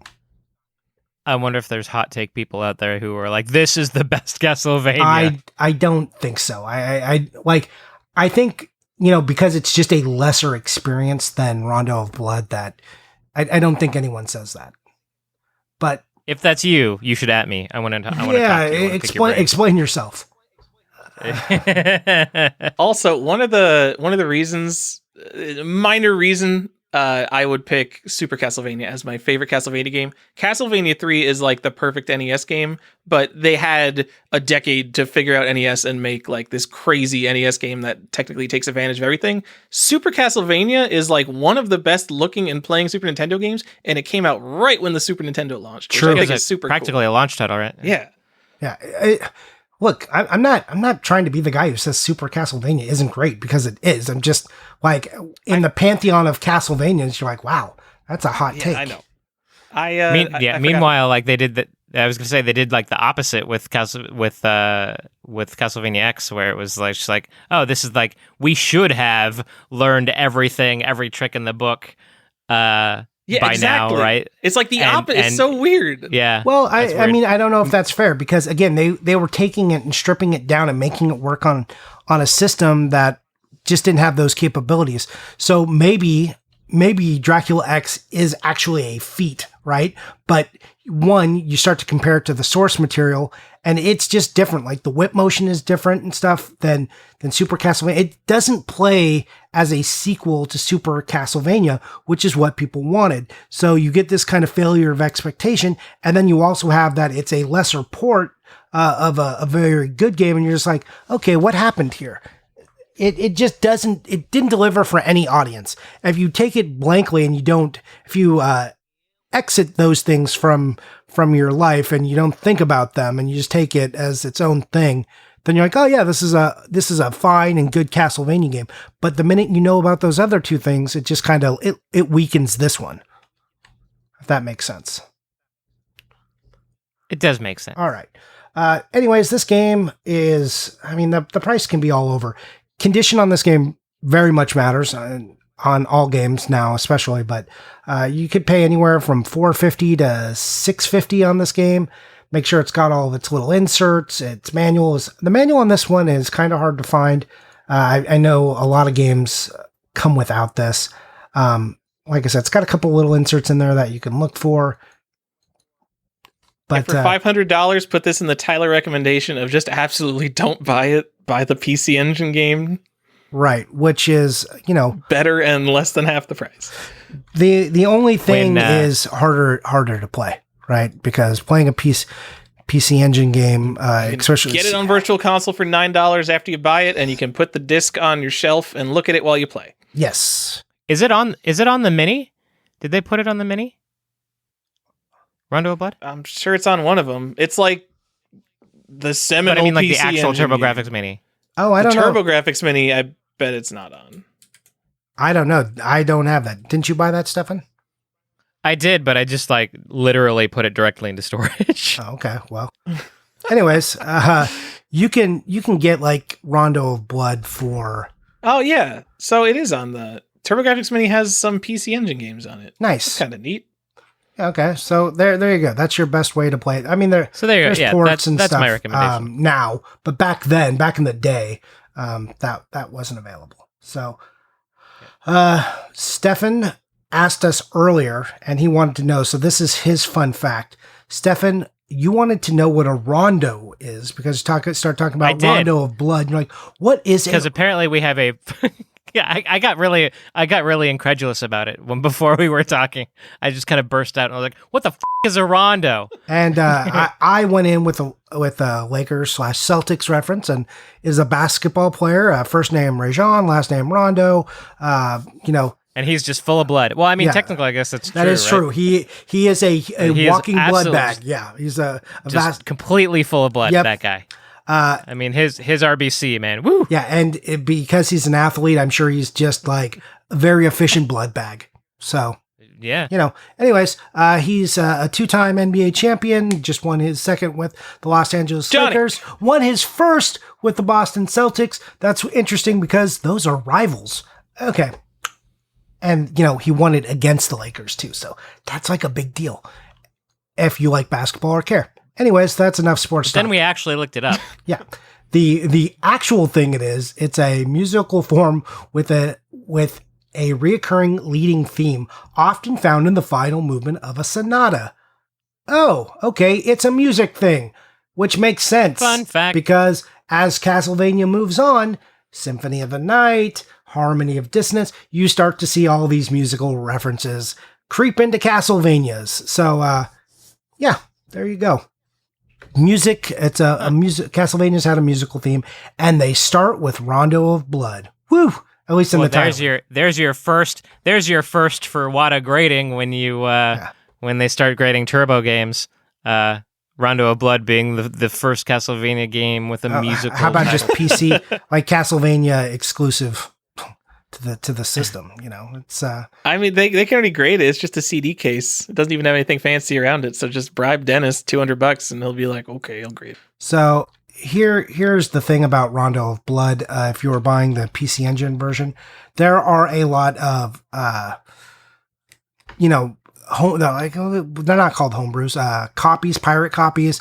One of them is done by like a professional company. I forget that company's name. PC Engine Works, PCE Works, Yep. like the actual plague on the collecting community of PC Engine. Right. So they are just a reseller that's been around for a long time, making pirate copies of expensive PC Engine and TurboGrafx games and throwing them out with like fancy packaging. One of them even comes in the vampire killer case, and it's got like a stake and a crate. Like at one point in my life, I'm like, wow, that's pretty cool. And then Reason hit me and I was like, no, that's just garbage. That's not even a real thing. Don't buy this. So don't. And instead, just go buy it on the PC Engine. It's like $200. To go spend $225, get the real copy of this game and never worry about it.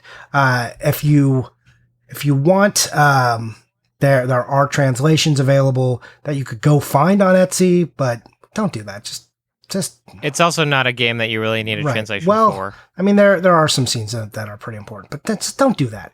Just go play it in any of the ways you can actually go play this game. Also, we want to talk about like the paper thing. That comes on the CD games. sleeve. So if you are buying it, Tyler's recommendation, I'm sure, is to say to make sure it has the spine card. Yes. Why stop calling it a turbo game? You guys are so weird. It's PC Engine game. PC Engine. It's just the same thing in my brain. I know. I'm an American. So, God damn it. I mean, it's important, I guess, because Rondo of Blood has always been a relatively expensive game. It's like a $200 game, but it's been $200 for a long time. Forever. And COVID-19 happened, like zero impact. It's just like one of those games where it just seems like it's going to be the same price forever because it's not rare. It's just that Americans want it so much. It seems to be that $200 is the price we are willing to pay for it. So I would say get it now because relative to the rest of the market, literally every single game in America is up like 25 to 100%, and Rondo of Blood is not. So relatively, in terms of getting a deal, it's a much better deal to just go ahead and buy Rondo of Blood right now. Yeah, make sure you get the spine card and make sure you get there's like a little white papery insert in. I have if it's a reg card or whatever, it has one of those too. Make sure you get that. Get it complete. That was also like the PC Engine game to get. Like if you were like forever, I feel like that it was like, okay, like I've seen so many like North American like complete sets and then also Rondo of Blood like at the end. Yeah. Right? Like it's like the hot fucking import game to get on that. If you're a casual PC Engine fan, you probably bought your PC Engine to play this game And only this game. That's exactly why I bought mine. Yeah. It's the Radiant Silver Gun. And then you're like, well, what else can I get for like $9? All right, I can get Bloodia. I can get Twin Lap. All right. Yeah, for $10, you can get like almost any game. I mean, there's some really good titles on it, but Airzonk.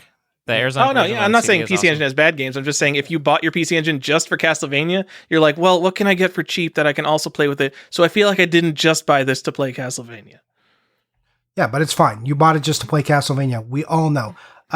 We've said that one day Wata is going to start grading PC Engine and TurboGrafx stuff, and we're all f***ed. Exactly. So if you don't have this, much like we talked about Medieval in the last episode, this is the CQ recommendation for this episode. If you haven't bought this game yet, just go pick it up. It's the first print of the game. Look, and I'm not sure what the nitty gritty is on prints of this game. I haven't done that kind of research. I don't know if anyone's done that research, but look them over. I bet Syphic knows. Go ask Syphic. Maybe. I'm sure. Look, I'm sure somebody knows, but no one I know maybe knows. So let's tell you to get it, and don't get one in a black case. I'm pretty sure they all came with white spines. Yeah. So yeah, if you see it in anything else, it's not fake necessarily, but they just changed the case. Don't do it. Yeah. I mean, if you're a guy who wants some Instagram clout, this is the game that makes you look like you know what you're talking about with Castlevania. Because everyone who's like a super Castlevania fan, this is their favorite Castlevania game. It's not my favorite unless Castlevania. It's Super Castlevania. I know, but see what I did there? No, you said a Super Castlevania fan. Just Stephan. If you're a Super Castlevania fan, then your favorite Castlevania is Super Castlevania. Damn it, sorry, I can't even finish the joke. All right. Anyways, it's that's the thing. It is also a great game. So it's not just like this weird exclusive. It's one of these games that's a little expensive, but also awesome and collectible. It hits all the marks. Is it going to hit all of Dennis's 4Rs? No, whatever those are. It's not rare. It's there's a lot of. What about when there's like 7Rs? Because I'm sure like we're on our way. There's more Rs every day. It's not rare. It's not condition sensitive because Japanese people take super good care of their games. So both of the R condition is out. No, it's none of the R's, but it's super good. So relevant to collectors because people have basically wanted this game forever. And relevant to the public, I guess, because it's been on PSP, and I'm sure there's been other re-releases of this. So, like, people know about it now. People have played it. On the Wii, it was on WiiWare for a while. Yeah. So it was $9, I think, on WiiWare. It was more expensive. I remember being like, what the hell? I got to pay more money for this? And then I was like, never mind, that's fine. That was worth it. Because that's actually the first place I played it. How about that Japanese Saturn version? Nope, not a thing. Nope. No, it is. Is there? Yeah. I thought that was only Symphony. No, wait. I'm talking about Symphony. I'm like, don't do that. Make sure you don't edit that out so I sound like an idiot. Absolutely will not edit that out. Don't worry about it. Although when I yelled at my dog, you can edit that part out. Don't remember that happening, but okay. I'll edit that out. I was talking, but it's definitely in there and you can hear it. Because it sounded like Dexter was barking. Or Brittany. It was Brittany. I turned the gain all the way down. I thought hitting gain 0 would mute me. It did not. But then I did find the mute button. So again, new audio setup. So let's see. Rondo of Blood's excellent. Anything else we should say about Rondo of Blood? Except go buy it. Speaking of cool Japanese games that make you look like you're a super cool Japanese kind of guy, we're going to give the Collector's Quest recommendation to go buy that $300 X68000 Castlevania. Because if you want to look like you're a cool dude who has been gaming on imports since the 90s, you go get some X68000 stuff. Nope. Yeah. Nope, says the guy who doesn't have it. Yeah, says the guy who has it. Nope, because I'm half joking because that's a dumb reason to buy something, but not joking because it is probably pretty cool. It is pretty cool, and it is something I will own. So, and don't go buy it because I might have to go buy that copy. Just leave me alone. No, buy it if you need. I thought Collector's Quest not recommendation then. No, you didn't buy it already. The copy that I was getting fell through. Oh, yep, that sucks. The MXS version came, so I got that one. I just didn't get the other one. A weird thing happened. I'll tell you guys later.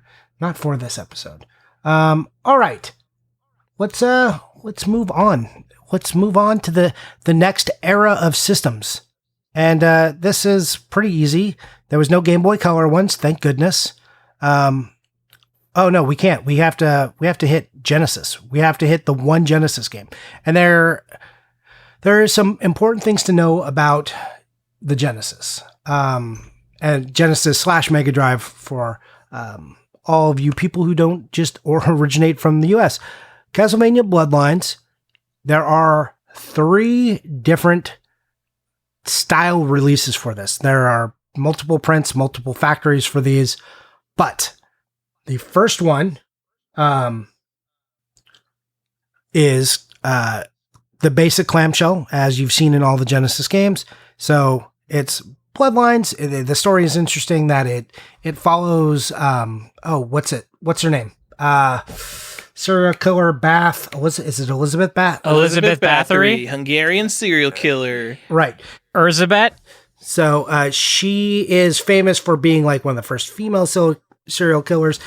She was said to bathe in her victim's blood, or just bathe in bathtubs full of blood.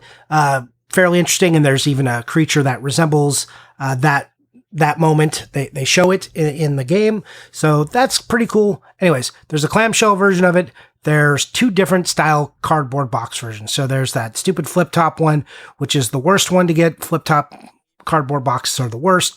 And there is a cardboard, the slide out box. So go get those. They are all of varying prices. So you just pick like the $100 nicest to $200. Yeah, right? 100, 200. But like a nice cardboard one is going to be harder to find than a nice clamshell one. Even though there used to be a plethora of sealed Bloodlines out there, like up to like 3 years ago, like you could get cardboard versions of this sealed, and then you started to see like lots of damaged cardboard ones. I don't know if there was just like a damaged stock haul that came across or something, because there was all these, sealed boxes that were just like smushed into the ground that were on eBay for a while. But I think getting the nicest cardboard box version looks the best, though if you want to just keep your clamshells looking consistent, I'm not going to fault you. That's another Tom Du Bois cover, by the way. Is it? It's an amazing work. It's an excellent cover. Beautiful, beautiful. The only thing I don't like about the cover, and this is like where it gets goofy for me, is the very top. Like if you just cut off Dracula's face, like I understand it's supposed to be his cape, but that face is really goofy to me. Like it's all like werewolfy and stuff. Like the rest of it is all like pretty awesome. And then you like also, it's not Simon Belmont's face. What is his name? Schneider in this one? Or Morris. It's the Morris clan in this one. If you removed John Morris's face, touch that up a little bit, because he's kind of got a goofy looking face, but the Dracula face is kind of awful. But fun fact about Elizabeth Bathory, I was obsessed with her in high school and ended up naming my first car Elizabeth after her. Really? Yeah, I did. Nice. She's a fascinating character. It's also one of those stories where, like, it was, they talk about, like, high, not royalty, but, like, aristocrats being, like, untouchable. That was definitely a situation where, like, legit, like, everybody knew she was, like, murdering people, and they were just like, yeah, we can't really do anything about that. Yeah, no big deal. Yeah, it's fine. It's fine. She ended up dying in solitary confinement. They couldn't even kill her when they decided to finally do something about it. They just locked her up. Like, you're rich, so we'll just put you in a tower. It's not like rich people have always had an advantage. Just don't worry about it.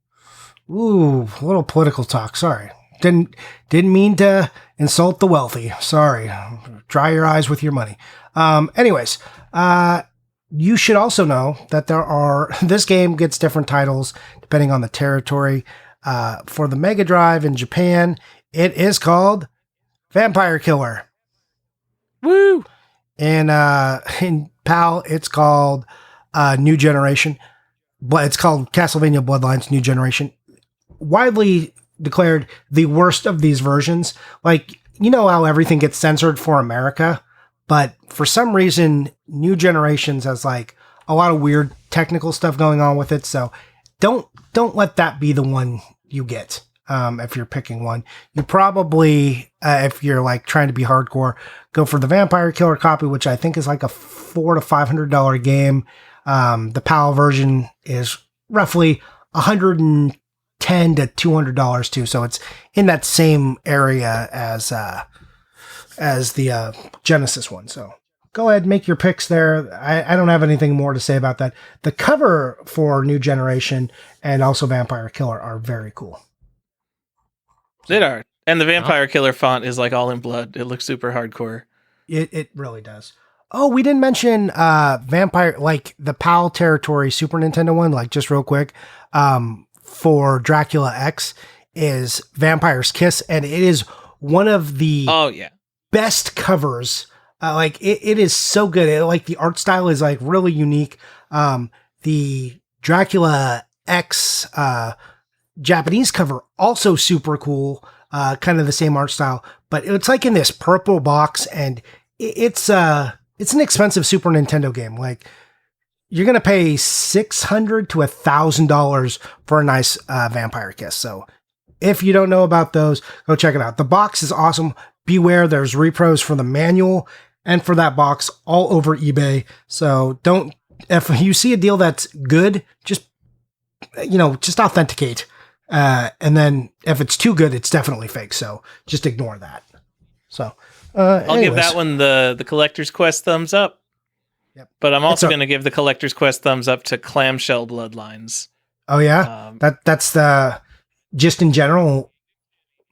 Right. Well, actually, Bloodlines is probably my least favorite Castlevania game. It's a good game, but I never come back to it. And you specifically mentioned that you think the cardboard box in mint condition is the cool one to have.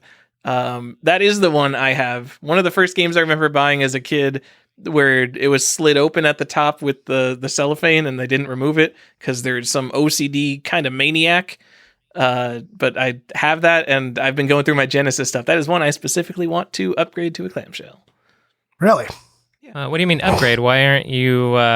Why aren't you getting both like a legitimate collector? Well, because the cardboard box releases of that game are Majesco releases, just like Super Castlevania. And as we all know, Majesco is garbage. You need that made in Japan clamshell with that, I was going to say Nintendo quality, Konami quality.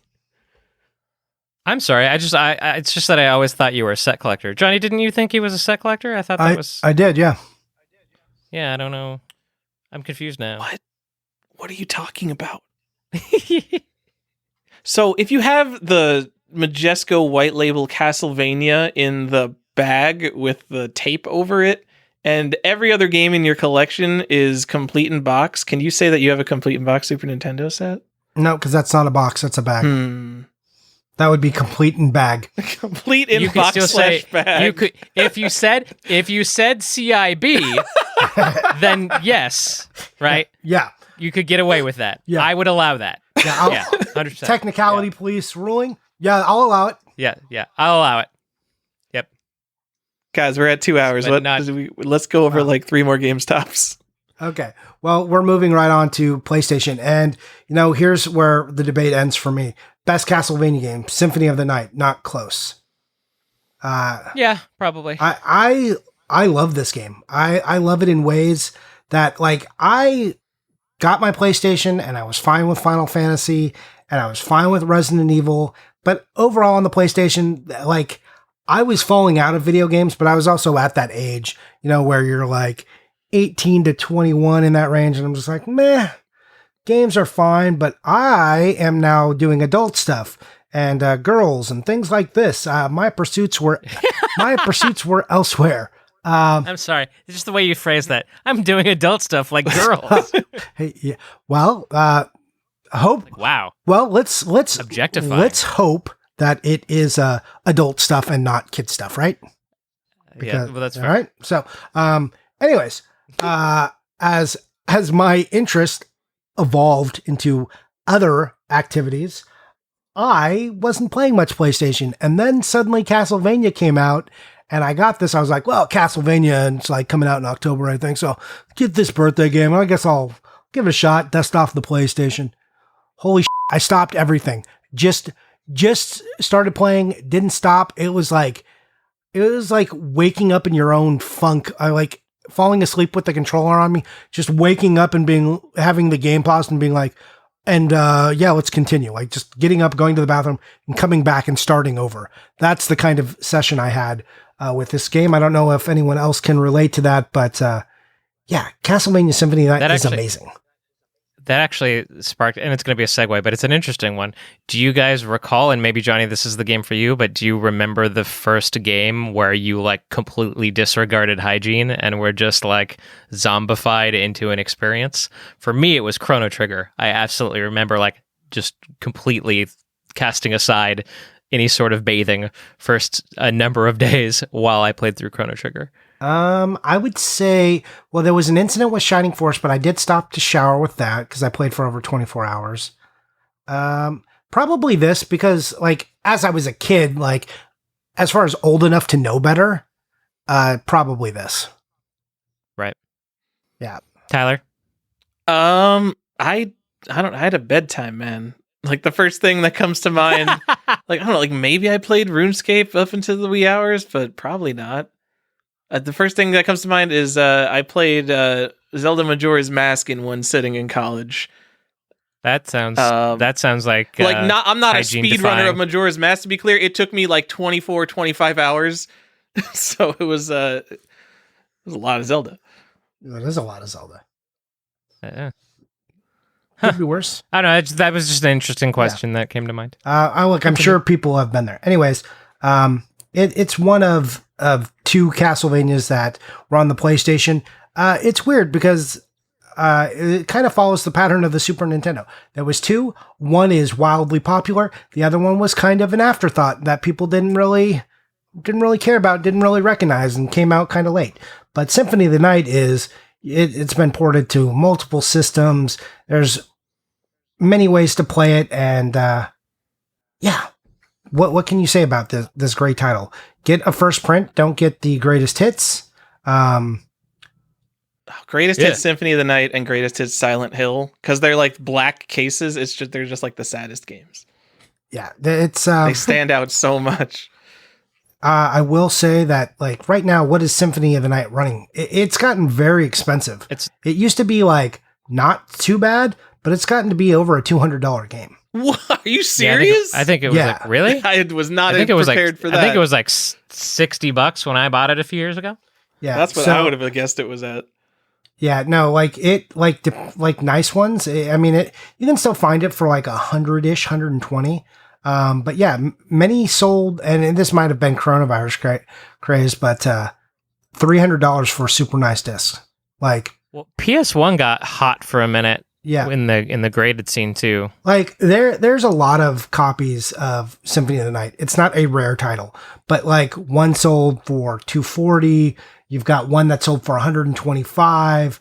You know, there is some variance on this. There's also like a weird soundtrack that came out for this game. It's like in a demo sleeve, so that's something to be aware of. It's not like there's no double disc pack of this. It's just Castlevania single disc. Single jewel case. Go find it. If you don't own this, I mean, I don't know what to say. It's like, it's in like my top games ever pantheon. And people will debate. This is another one that has a debate though. Like, is the Japanese one better? Because the Japanese one on Saturn has some more stuff in it. Parts of, again, runs like shit though. Holy shit. Does it? Does not run very well. Forget it. I'm out. All I care about is performance. Yeah. Does not run very well. But the Saturn cover is fine.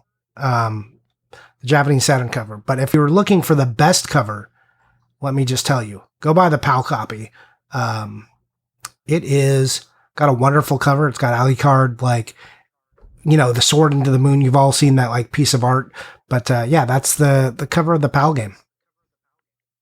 The US cover is a actual photograph of a real castle. I was going to try to impress you all and name the castle. I know it is a known thing.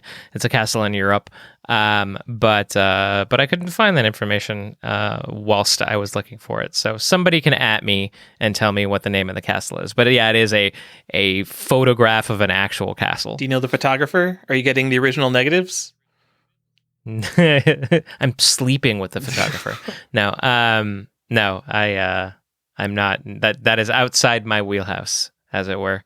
I had another fun fact about Symphony, didn't I? In my head? I don't know. I'll come back to it. I will just tell people that the most expensive version of the game outside of like sealed copies is a PAL copy. There's like a weird, like one of like Thai copy or something. There's like some weird foreign copies of this game you can find that have like very low prints, in different regions of Asia where got like a unique print. But in general, the Symphony of the Night had a limited edition. It's basically the same cover as the standard edition, except there's a big ugly silver seal on it that says limited edition, comes with a soundtrack. And an art book. Yeah. So it's a comic. It's weird that I don't like that version better. Like, special one, the more expensive. Nope, not into it. I like the non-limited edition better because that stupid seal is just in the way. I remember what I was going to talk about. I just wanted to remind people, friendly Collector's Quest reminder, that games that are on the value, whatever the value series is for a console, in this case it's the greatest hits for PlayStation, just a reminder that to get on the greatest hits list you had to sell a load of games. So people who think this game is rare, I think threshold for greatest hits was 1 million. So there's a million copies of this game. Yep. So don't worry about don't overpay for this unless you're like looking for it sealed or whatever. Then do whatever the you want, asshole. But yeah, don't overpay for a CIB copy of this game. It is literally everywhere. Yeah. That art I was talking about for you guys, for the PAL copy is if you lift up the disc and that disc, the rear disc art, I guess, it's that art for the PAL. That's their cover art. A lot better than our like weird looking castle. I don't like it. It's not terrible, but it's like maybe it's the photo like mixed with the lightning and everything. Like just, I feel like that had to be like a deadline issue. They were like, like something happened to the painting and shipping or something. Well, I mean, they've got it, but they've got it on the rear disc art. Just bring that forward. Like put that behind the disc. Like that's a mistake to me. Yeah, it was an odd choice. Also, I don't like that Castlevania is red and orange on all of the artwork in the game, but then on the disc it is yellow. What happened here? Like, please, some continuity. Those monsters. Well, like, look, you put your logo out there, like, very specifically, and then when you put it on the disc, you put it in this yellow. They probably couldn't print that color on it, I bet. But, yeah, ugly. Ugly. Dislike. Triggers my OCD. Now, you guys will know about it, and you'll look at your copies of Castlevania Symphony of the Night and be like, ugh, hate that. I hope that happens to you. It happens to me. I've never wanted to look at my copy of Castlevania Symphony of the Night. Now I'm looking at the box art and it's like, oh, it is just a shitty photograph. Oh, the Castlevania logo does look kind of shitty in 3D compared to all the other beautiful 2D Castlevania logos. We've ruined this game. It's like one of the best games ever made. I know. It's tearing it down. Yeah. Look, it's one of my favorite games of all time, but we like have to recognize that you want to get over this, just go buy a PAL copy and suffer through a PAL copy. Also, Symphony of the Night, very historically important for being one half of the Metroidvania genre because it took the elements of Metroid and then added Vania to the end because Metroidvania games are just Metroid games. What the What is Metroidvania? It's just Metroid games. It's a Metroid game. No, because now it's in a castle. So that's and you've got spooky monsters, not space aliens. It changed the genre. It's no longer sci-fi. But it's inspired by Simon's Quest, too. So is Simon's Quest the first Metroidvania? Well, look, we can get into this. Like, if you want to get into why I like Mario 2 a lot, I like Zelda 2 a lot, and I like Castlevania 2 a lot. Do you know why?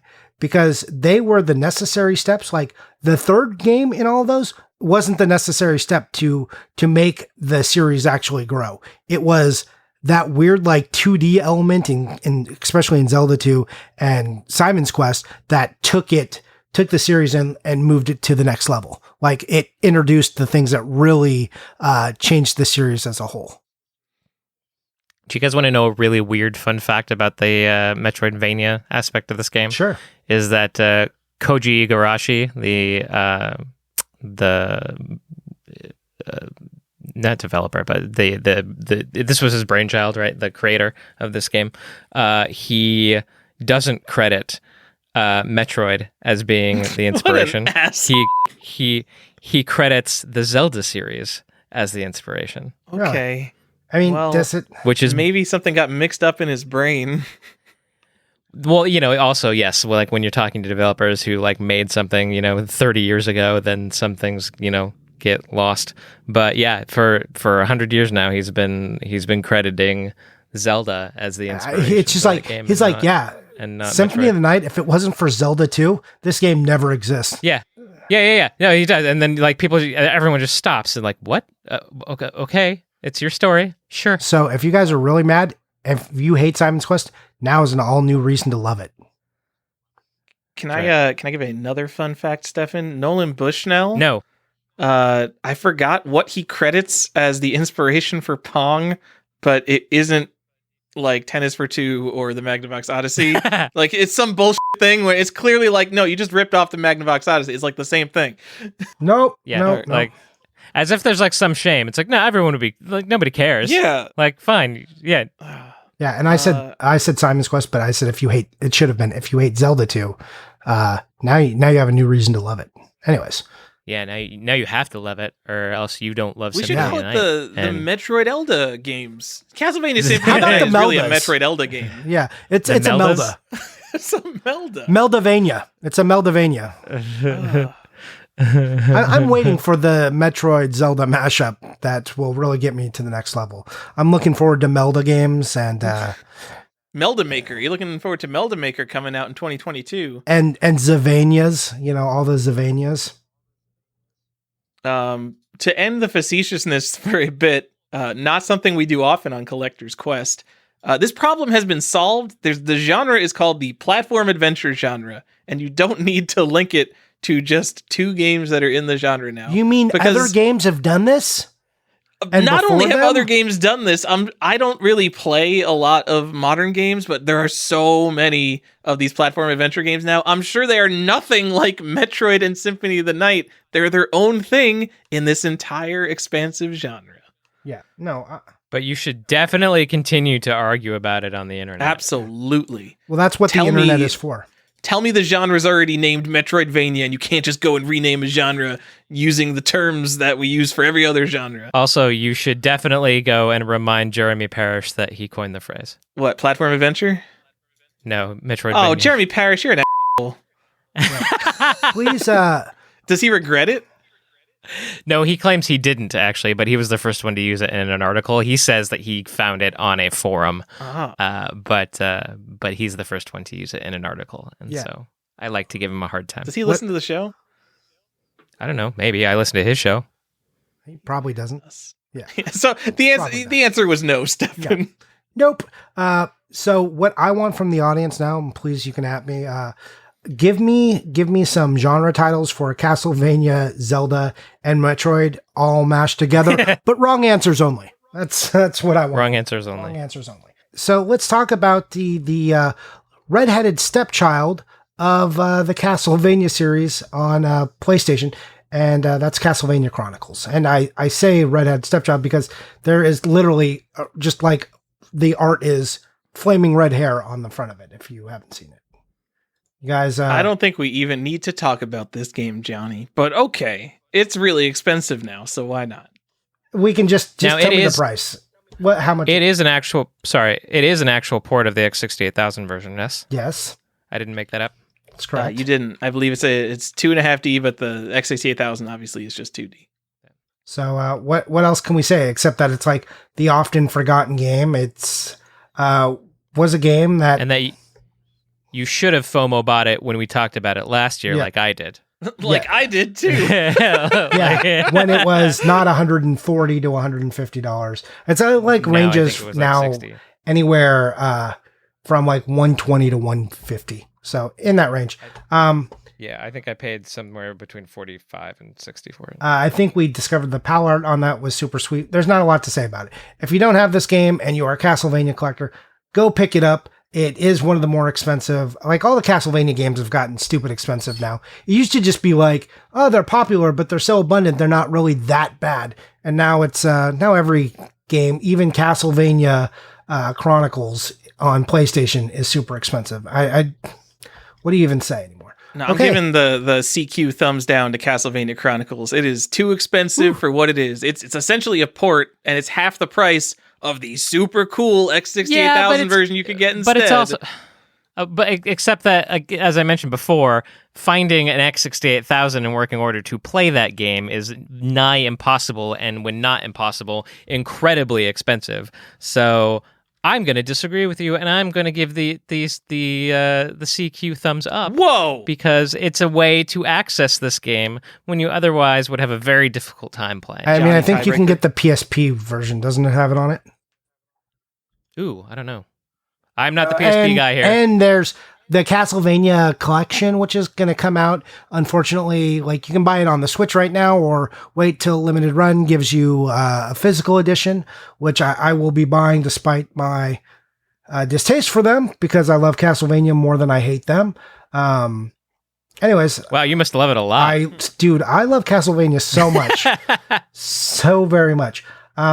Okay, now we can quickly end with the N64, and this is where we're closing out. There's only 2 games. We're gonna hit them quickly. Well, you might care about Legacy of Darkness, but the first one is just Castlevania. It's called Castlevania, but really everyone calls it Castlevania 64. It is a game that is not good. It's the 3D take on Castlevania. I don't love it. The box art is terrible. Like, there's nothing to like about this game as far as I'm concerned. I didn't love the 3D overworld whipping. I didn't like fighting too many werewolves at the beginning of the game. It was nice for a while because you needed to pick up your Castlevania titles if you're a Castlevania collector. Then it was like a $30 game in box. And now it's like $75, but it actually fell into the 60s again in October, which is weird because you would think during October Castlevania games would spike. So that's prices finally like leveled off and dipped in October, like across the board. Like things finally, they not are going crazy up anymore. Well, and it's weird because normally this time I talk about the holiday bump for known titles. I'm not sure, like, are we going to see that, or are we going to see an overall dipping as the economy kind of cools even further, and aid has been, like, restructuring of aid for people who've lost jobs for coronavirus hasn't gone through because of politics.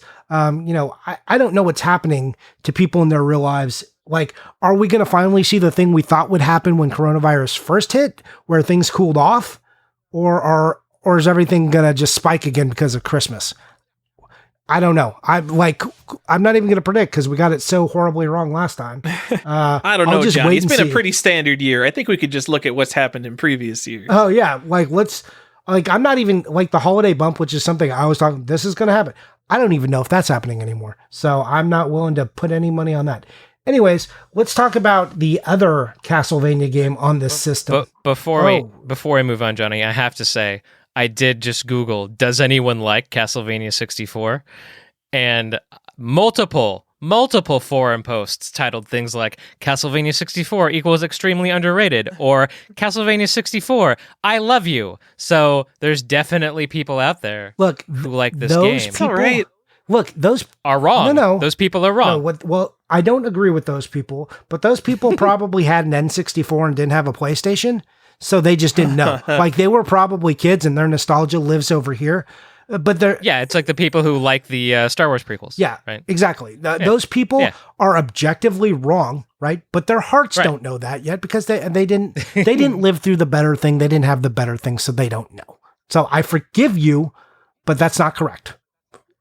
Get yourself right. The author of that post, if you're the author of one of those posts and you're listening to this, at me. I want to pick your brain. I want to know. But I want to know what happened. But also, can we talk about how Castlevania was a rush game? Castlevania, they didn't get everything done that they wanted to do. They just had to get it out, so they put it out. How do we know that's true? Because Castlevania Legacy of Darkness, because they made another one, which is a redo. It's not a true sequel or anything. They went through. It's like, hey, we fixed some stuff. It's like almost a remake. It's a weird game. I don't know what to say about this game other than it is the more expensive version and the better version to play. It also dipped. It went from being like $130 game, which was already expensive. It was kind of hard to find on the N64s. Like, to find a nice one, it was one of the last ones I found for the N64 when I was doing that set. Obviously, there are more rare games, but I feel like how hard it was to find that game is a little underrated.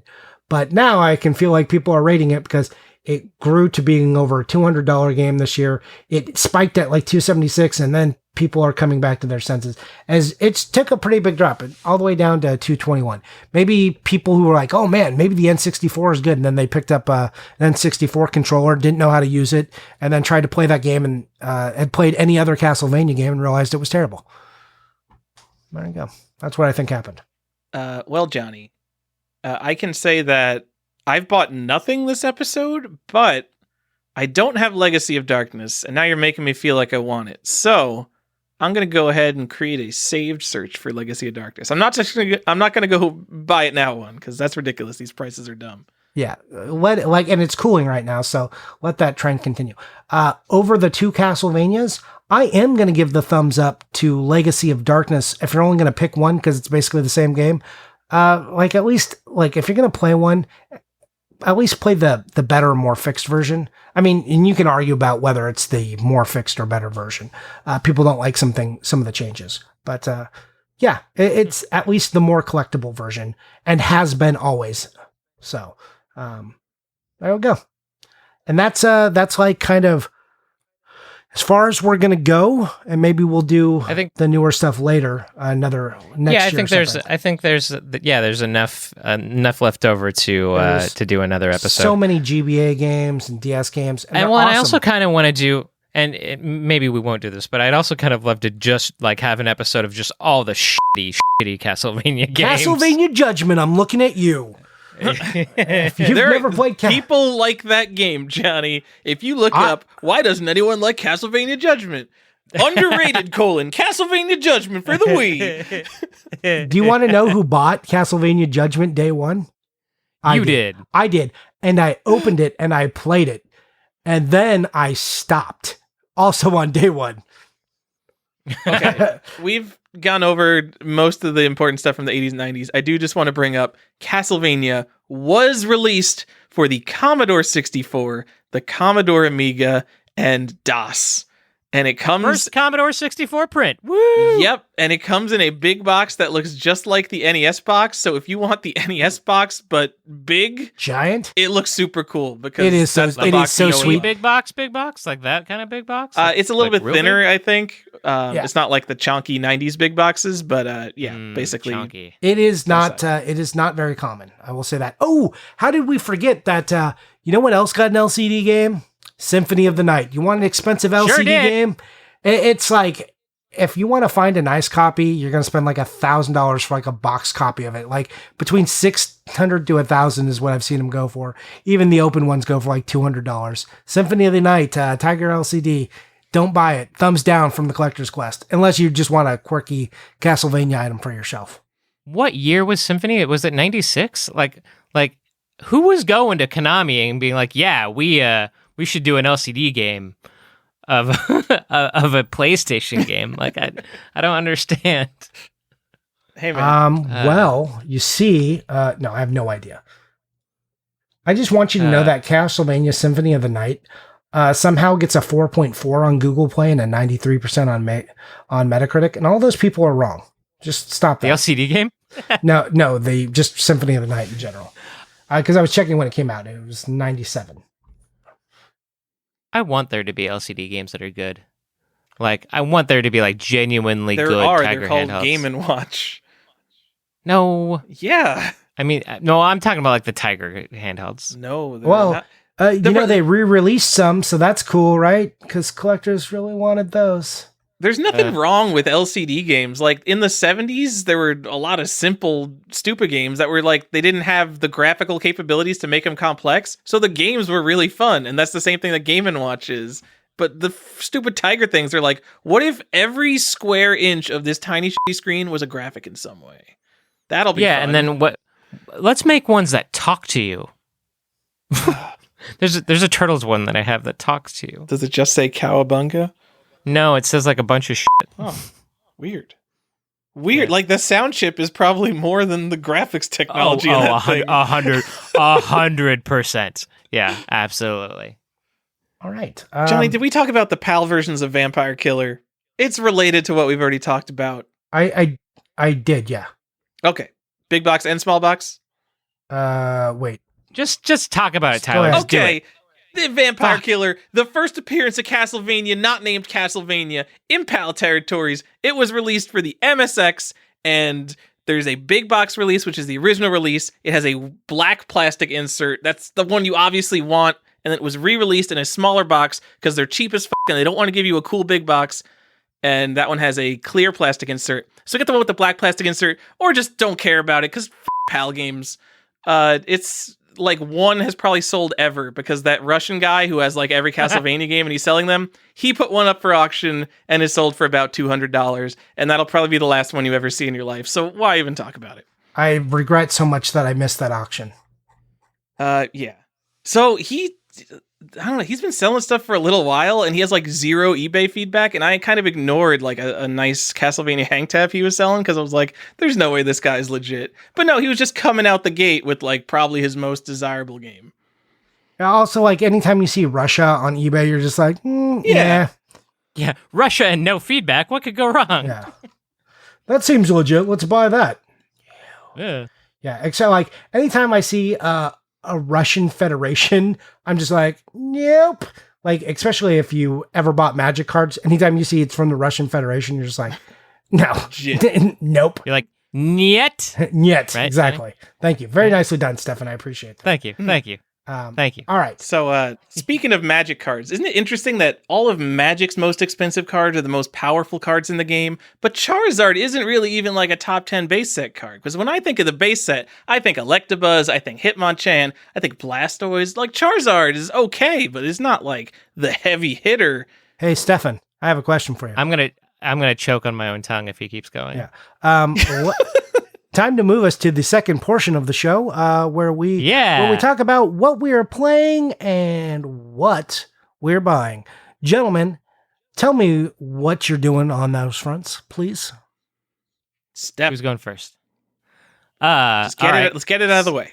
Yep. So this is something that I've been talking about a little bit on and off, but this has finally happened in the last couple weeks, where I had been speaking to the estate of and who was a prolific cover artist for Nintendo Power, and he also did anything from like herbal essence ads to murals and a Whole Foods locally in Seattle, and like he just like his estate has like 800 pieces of his work of just like various consumer products and that kind of thing. But among those was I was able to negotiate for 7 of his Nintendo Power covers. And so that was something that I that had been in the works for quite some time, and I now have them secured, and they're at the framers. And if you look at either my Instagram or Twitter feed, you can see all those covers. So that was the big buy. Aside from like some equipment stuff, I did mention I have a new audio rig for the podcast, so that was a recent buy as well. So that's more or less, I think, what I was. Oh wait, did I talk about we already talked about like the NABC and the prototypes last time, right? We Yes. sure did, Stephan. We sure did. Okay. Yeah, we didn't miss any. Right. We Make didn't sure. we didn't miss an opportunity for you to brag. Don't worry about it. We got you, bro. Just no. Just making sure. I'm just kidding. So yeah, that was what I bought. That's it. Recently. Just 7 Nintendo Power covers. All right. That had yeah, previously been lost to the world, especially behind the celebrity wall like that you had to crack to get those. Okay, no big deal. It was just so you had to just contact. No big deal. No big deal. That's everyday stuff. That's typical. Hey, Stephan, out of people I know who contact celebrities, Stephan definitely number one in terms of just being willing to hound celebrities to talk to them and get their signatures. I don't hound them. if he hounded them, they I don't probably hound their wouldn't families. respond. They probably wouldn't respond to Yeah. hounding. So it's got to be a If you different. hound tactic. them, they say get. That's exactly what happens. So, anyways, Stephan has been successful on these fronts. Now, Tyler, please tell me about whatever awesome thing that you got from a celebrity or just bought from eBay, like a normal collector. Oh, the 7 awesome things you mean? Yeah. So every time we go over this section, I go to my eBay purchases, and I've not been purchasing a lot on eBay because essentially I'm rebuying my entire collection over in Japanese because I'm doing the whole, relative to the entire game market, what's the best thing to buy right now? And Japanese prices have not moved up much. So I've been getting Japanese stuff that I've wanted and have just put off forever. But in terms of eBay stuff, let's go over the great eBay pickups I've had. I spent 99 cents on a sealed Super Mario Galaxy commemorative coin. Why So didn't you that's just pretty tell much me? as I good as had the one I original could have was. sent you. Oh, really? Oh, Yeah. It probably You would have could've cost saved more that to ship 99 cents. than I paid for it. Probably, yeah. I bought, let's say, 20 CDI long box games. Gross. So Nice. CDI I'm proud long of box you. games, they're all over eBay, and people they'll put them up for $20, buy it now, and they will literally sit there forever because no one wants CDI games. But for these 20, it was 2 big lots of them. I got them for probably an average of $4 shipped a piece, and I'm pretty happy about that. And it had a tell me why, which is like a trivia learning thing, I think. But it was a mislisted tell me why 2. So that's like a $7 game that I got for $3. Yeah, pretty cool. Yeah, CDI is really cool. I'm not even saying the titles because it's all like the Metropolitan Museum of Art and Explore Impressionist Paintings. And CDI is a strange thing that existed. So I bought a standalone complete in box, not a complete in box, a standalone Rob from Joan Bone. I got that a while back, and it was missing the manual, the little certificate of authenticity thing, and the sunglasses, and I had an extra pair of sunglasses, but I finally found a manual and the certificate of authenticity, someone being selling them alone for an exorbitant price on eBay, and I got those. And then the 2 best things I got, Johnny, Sabrina the Animated Series Woo! Zapped, sealed. Woo! Sealed! We just talked about this, and I've had a save search set up for it. I've just been looking for a complete in box copy. I probably would have paid like $40-$50 for it, just because I've been talking about it and I want it. And I think it was like $25 sealed. It was the same guy. He put up a case of them. He put up another case of them earlier this year, and he was selling them for something like $30 each. So he had 5 of them for sale. One was already sold by the time I saw it. I bought the second one. I posted it on Instagram, and within like 20 minutes, the rest of them sold. And that made me feel very powerful. John. Hashtag influencer. I'm an influencer. I sold this guy's games. It was awesome. Yeah, but you didn't get a cut, so you did it wrong. Yeah, you're right. The way to get a cut, I should have bought all of them and then just immediately turned around and put them on eBay for $200 a piece. Because what? No one else is selling them. What are they going to do about it? When you can put in your auction titles as talked about on the Collector's Quest podcast, then you know you've made it. Yeah. Oh man. Whew. As seen on the Retro Gem Miner. All right. Yeah, that's a good pickup. Did you have one more? Johnny. Do you know Hunt the Wampus?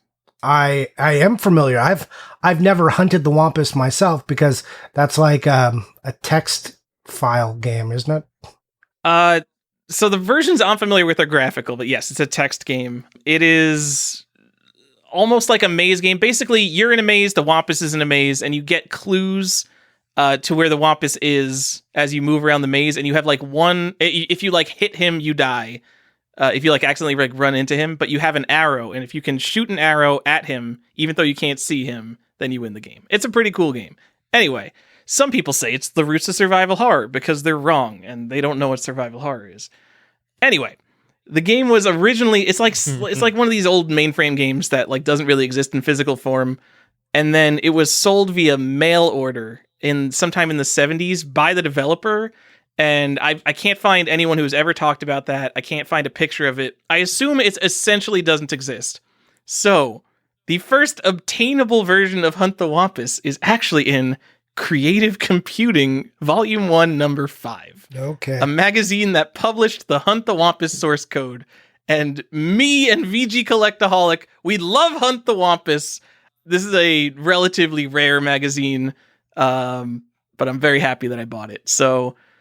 David All is the guy who makes Creative Computing, which is like an artsy computer magazine from the 70s, like not into the technical side of computers, it's into the creative side of computers. Anyway, it was his personal copy from his basement that he's had since the 70s, and he signed it for me, and he sold a whole bunch of them, and this specific issue went for like 4 times the price of any of the other issues, even the similarly old issues. So I don't know why that is. I'm assuming I was bidding against another Wampus maniac, another member of the Wampus Nation. Was it Collectaholic? Because every time no. I'm being bid up on something dumb, it's him. So, you know what? So, no, it wasn't. Because the second I won this auction, I'm like, dude, look what I got! Wampus, yeah! But also, we mentioned a New Leaf cartridge I was bidding on. A few episodes back, and it turned out he's the one who won that. So, oh, nice! What thanks, a dick. Friend of the show. I did have one more. I have one more thing that I bought that you're both going to be proud of me up for. So I wanted to mention it because it's a first edition book. Oh, yeah. So Kate, my amazing girlfriend, is a Stephen King collector. Hold on. You don't need to like be like my amazing girlfriend. I do because she listens. No, she listens. No, you killed the show for her. No, well, but now I'll be able to like I'll be able to be like, hey, I mentioned you in this episode, and then like jokes on her. She's gonna have to listen to the whole damn thing. You're gonna make her suffer through 2.5 hours of this to get to right. my amazing girlfriend. My amazing girlfriend. If she does that, I already know she's like pretty cool, but she's great. That's just bad EV. Just don't do that. Anyway, so she's a Stephen King collector, and she has a first edition copy of every single Stephen King book except for one, and that is the Cycle of the Werewolf, which is nice. It's a collection of short stories about werewolves. It's by Stephen King and then illustrated by Bernie Wrightson. Yep. And it's awesome. The first edition is a son of a bitch, and I was able to get one at a reasonable price because it had a Merry Christmas inscription to someone else that it was gifted to, and so that's fine by me because I'm going to give it to her. Well, probably not for Christmas, actually, probably for Halloween because it's werewolf themed, and I thought that would be cute. But yeah, so I was able to get her the last first edition Stephen King book that she's missing. Right. So you're gonna have to ask her for me, like which editions is she, like US like first editions, because he has like a couple different printing companies. She's probably told you about, like there's like Viking Press, and then there's like this other publication he uses that does like smaller first print runs and stuff as well. She will be different editions. Absolutely thrilled to talk to you about Stephen King books. Let me tell you. Because I have not a bunch of first editions, but I have a collection of Stephen King books. Like I have my Dark Towers mostly first print, except for like the first 2 because they're pretty expensive. But I have them in like weird slip cases and stuff that came from different publishers. Yeah, tell her to talk to me about it. I want to be nerdy with her about Stephen King books. Nice. That's up my alley. So yeah, that was my first foray into like intentionally buying first print books. Actually, that's not true. I actually have a fair number of choose your own adventure books that are also first print. But yeah, so I bought that, and we talk about first edition books whenever we talk about the Tyler's favorite guy, Reserved Investments. So I wanted to mention that. You did it right, according to some guy on the internet. That's right. Not us. And that's the internet's approval of me is very important, as you all know. So does she have the nonfiction Stephen King books in first edition? I don't know, writing? Actually. If you guys have not read On Writing, it's an amazing insight into the process and Stephen King as an individual. It was there's still narrative aspects of that book. It's very good. Loved it. I have all of his graphic novel credits in first edition. I believe she does, actually. Yeah. Oh. Does she have the pop-up books in first edition? I know she also has all of his son's work in first edition too. That's Joe Hill for people who don't know off the top of their head. Joe Hill, yeah. All the Lock and Key who's famous for Lock and Key, yeah. That's a Netflix series now, but it was a comic book first. Yeah. And he's got a couple of very popular books as well. Anyways, know about that. Honestly, Tyler, talking to me about what she's got is like me talking to Ada about what you've got. So, okay. For the benefit of our listeners, since I'm on the Wikipedia page, Stephen King has written about 70 books.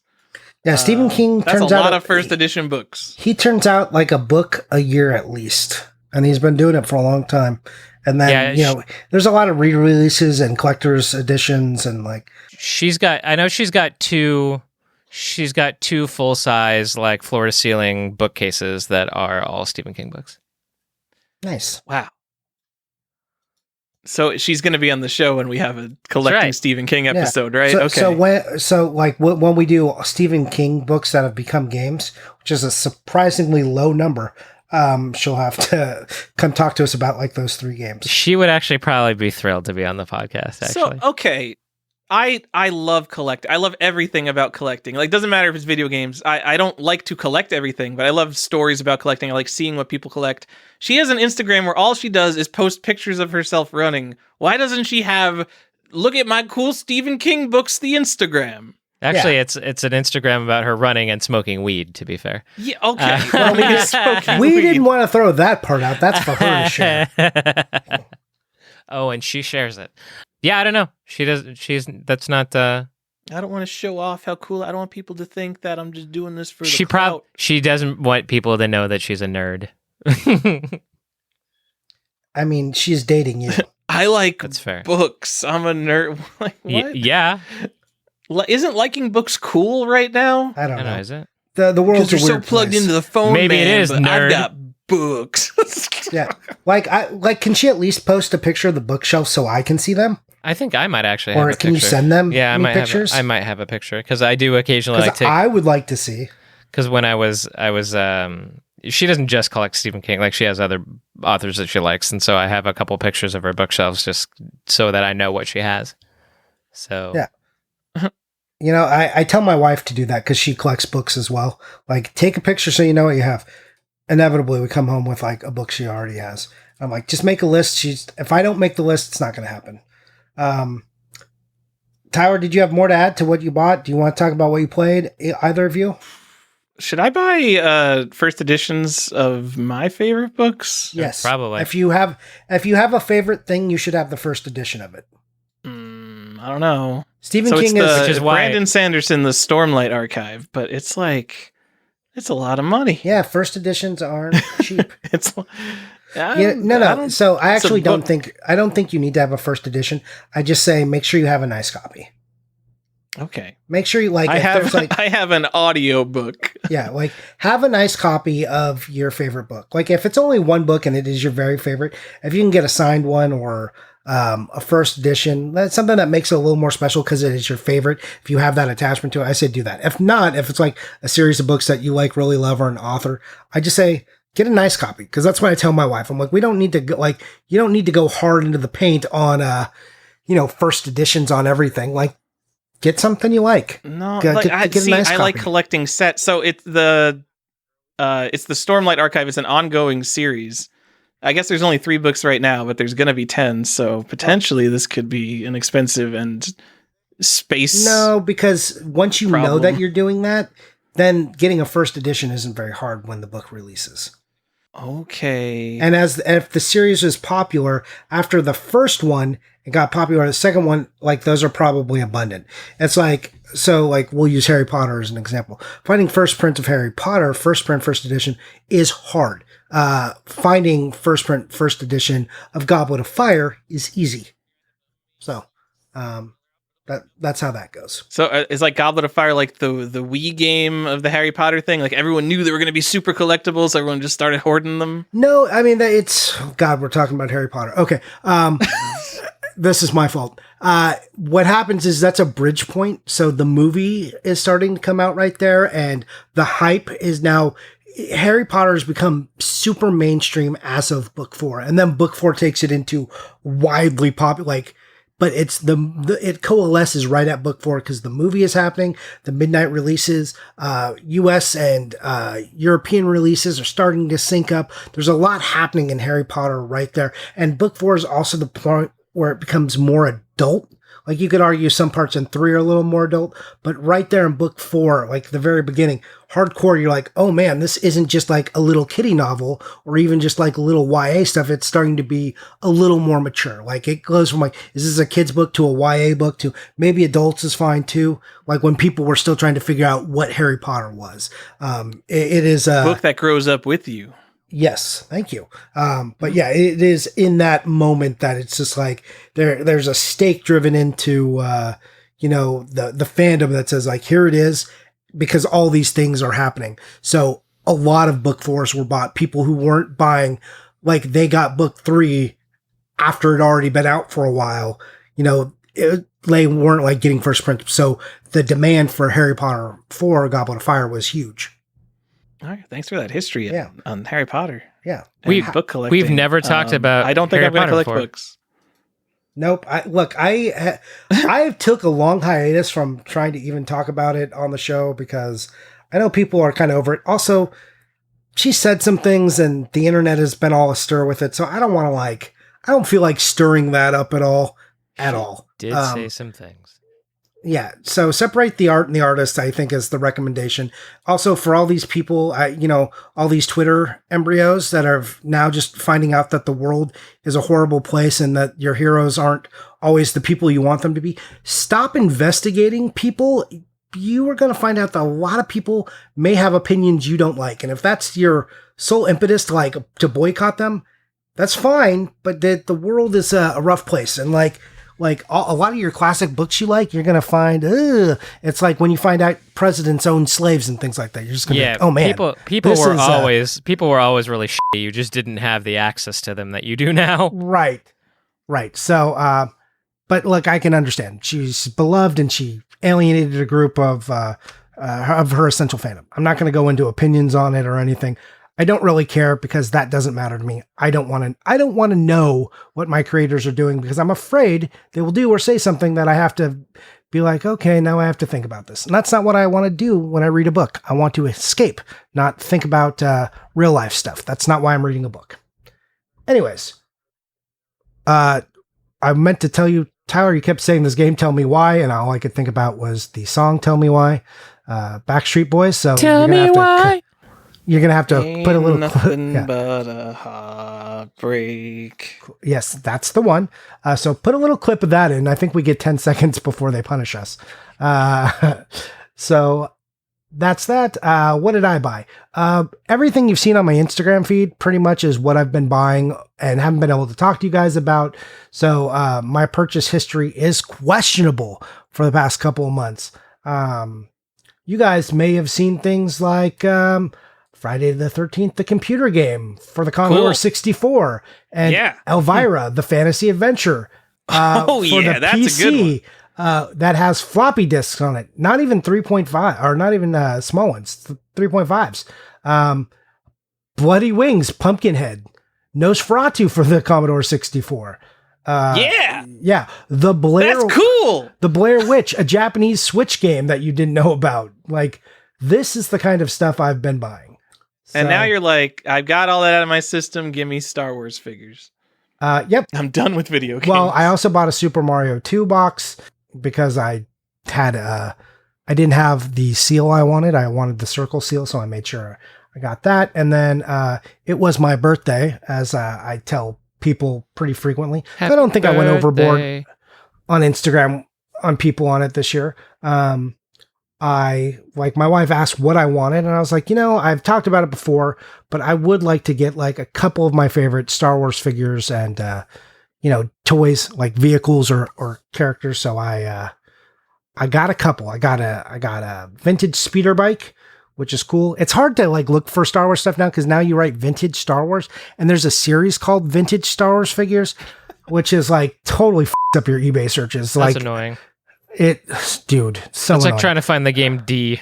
It's the worst. Right, yeah. Things Collector's Quest doesn't approve of. Collector's Quest doesn't approve of D. Okay, that's right. I don't want to know how you got your D. I'm sure it was some effort. I don't care if it's a big D or a little D. A little D.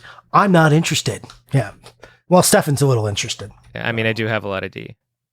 Yeah, you've got the biggest D in the collection. I do have a very large D, and then I have the 3DO. Yeah, and then I have D of varying sizes. Yeah. Yes. I've got a few Ds in the office that they're in the collection. Yeah. Anyway, so I bought stuff like that. I bought a biker scout. I bought an emperor figure, and then I went and I dug through boxes in my garage, because I was pretty sure, and I think Stephan might remember this a year ago, I did the same thing because I was pretty sure I had some vintage figures laying around that I had bought back in the 90s, like the late part of the 90s when I was collecting. And I was like, oh, I should go get a few of my favorites. Turns out I had done that, and I did find that box. So I opened like 2 of them like a dummy back in the day, because I guess I wanted to open one. But I found like 8 unopened figures, and that felt pretty awesome. So, yeah. Opening old stuff is fun. That's why we bought Wario's Woods back in the day, just so we could be like, I opened an NES game. It was cool. Yep. So, I mean, I did that back in the 90s with a few Star Wars figures. I wish I hadn't, but I still have my Jedi Luke, which is my favorite figure. So, yeah. Now I'm looking to get like a nice Jabba the Hutt and a nice Rancor. Those are the things I'm after right now. And I got a few other things that I don't want to share. Actually, this has got to go up by Halloween, right? I mean, it has to, sure. Yeah. What day is Halloween? Is actually on a Saturday. Let's see. Yeah. I won't say it. You'll just see. I bought something weird that I will post on Halloween. It's going to be if it arrives. That's the other thing. I just got it, so hopefully it shows up and I can show you guys. Was it 7 original pieces of art? It was not. It's not even that cool. It's like not even over $100. It's just like an interesting game that I bet you haven't seen. I already did post one of those pieces of cover art was for a Pugsley scavenger hunt, so I will probably repost that on Halloween. I used that for the cover of our last. You should do the Castlevania art. You've got Super Castlevania art. Oh yeah. What are you doing? What are you doing? That is a beautiful so painting. Easy. I was a slam dunk for you. Ninja Gaiden is kind of a horror game. It's about summoning demons. Sure. Do a Ninja Gaiden pose. I mean, I should. I actually got that piece to fit on the scanner in its entirety.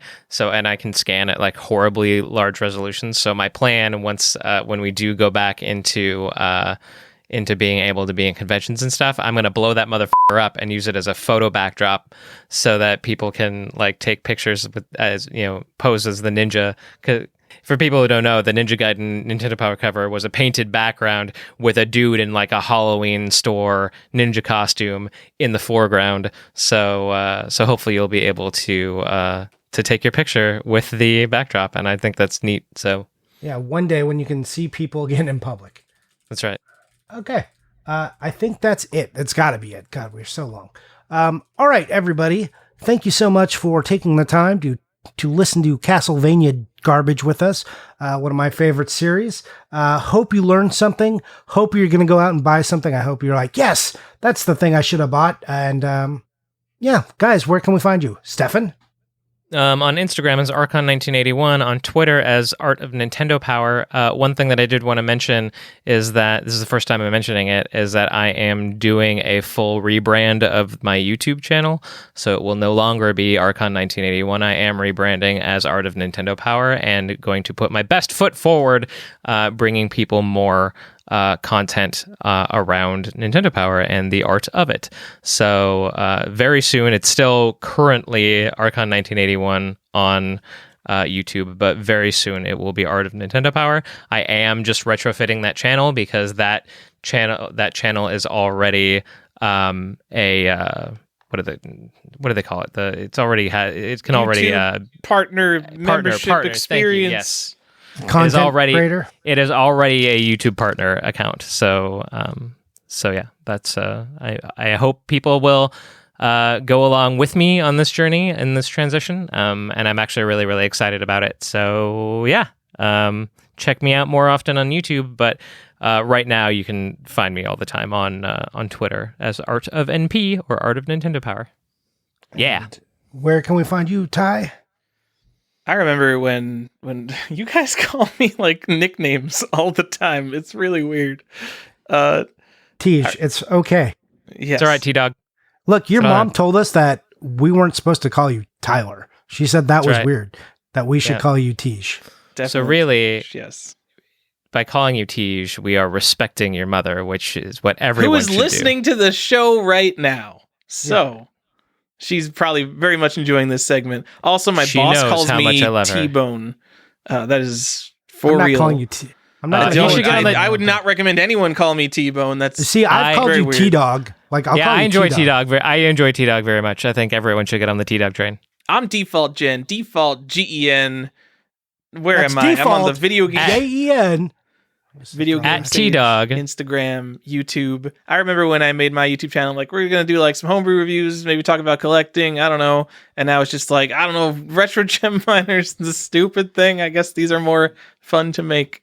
You should absolutely rebrand as the retro gem miner. I'm just saying, like, cast away default gen on YouTube and just be the.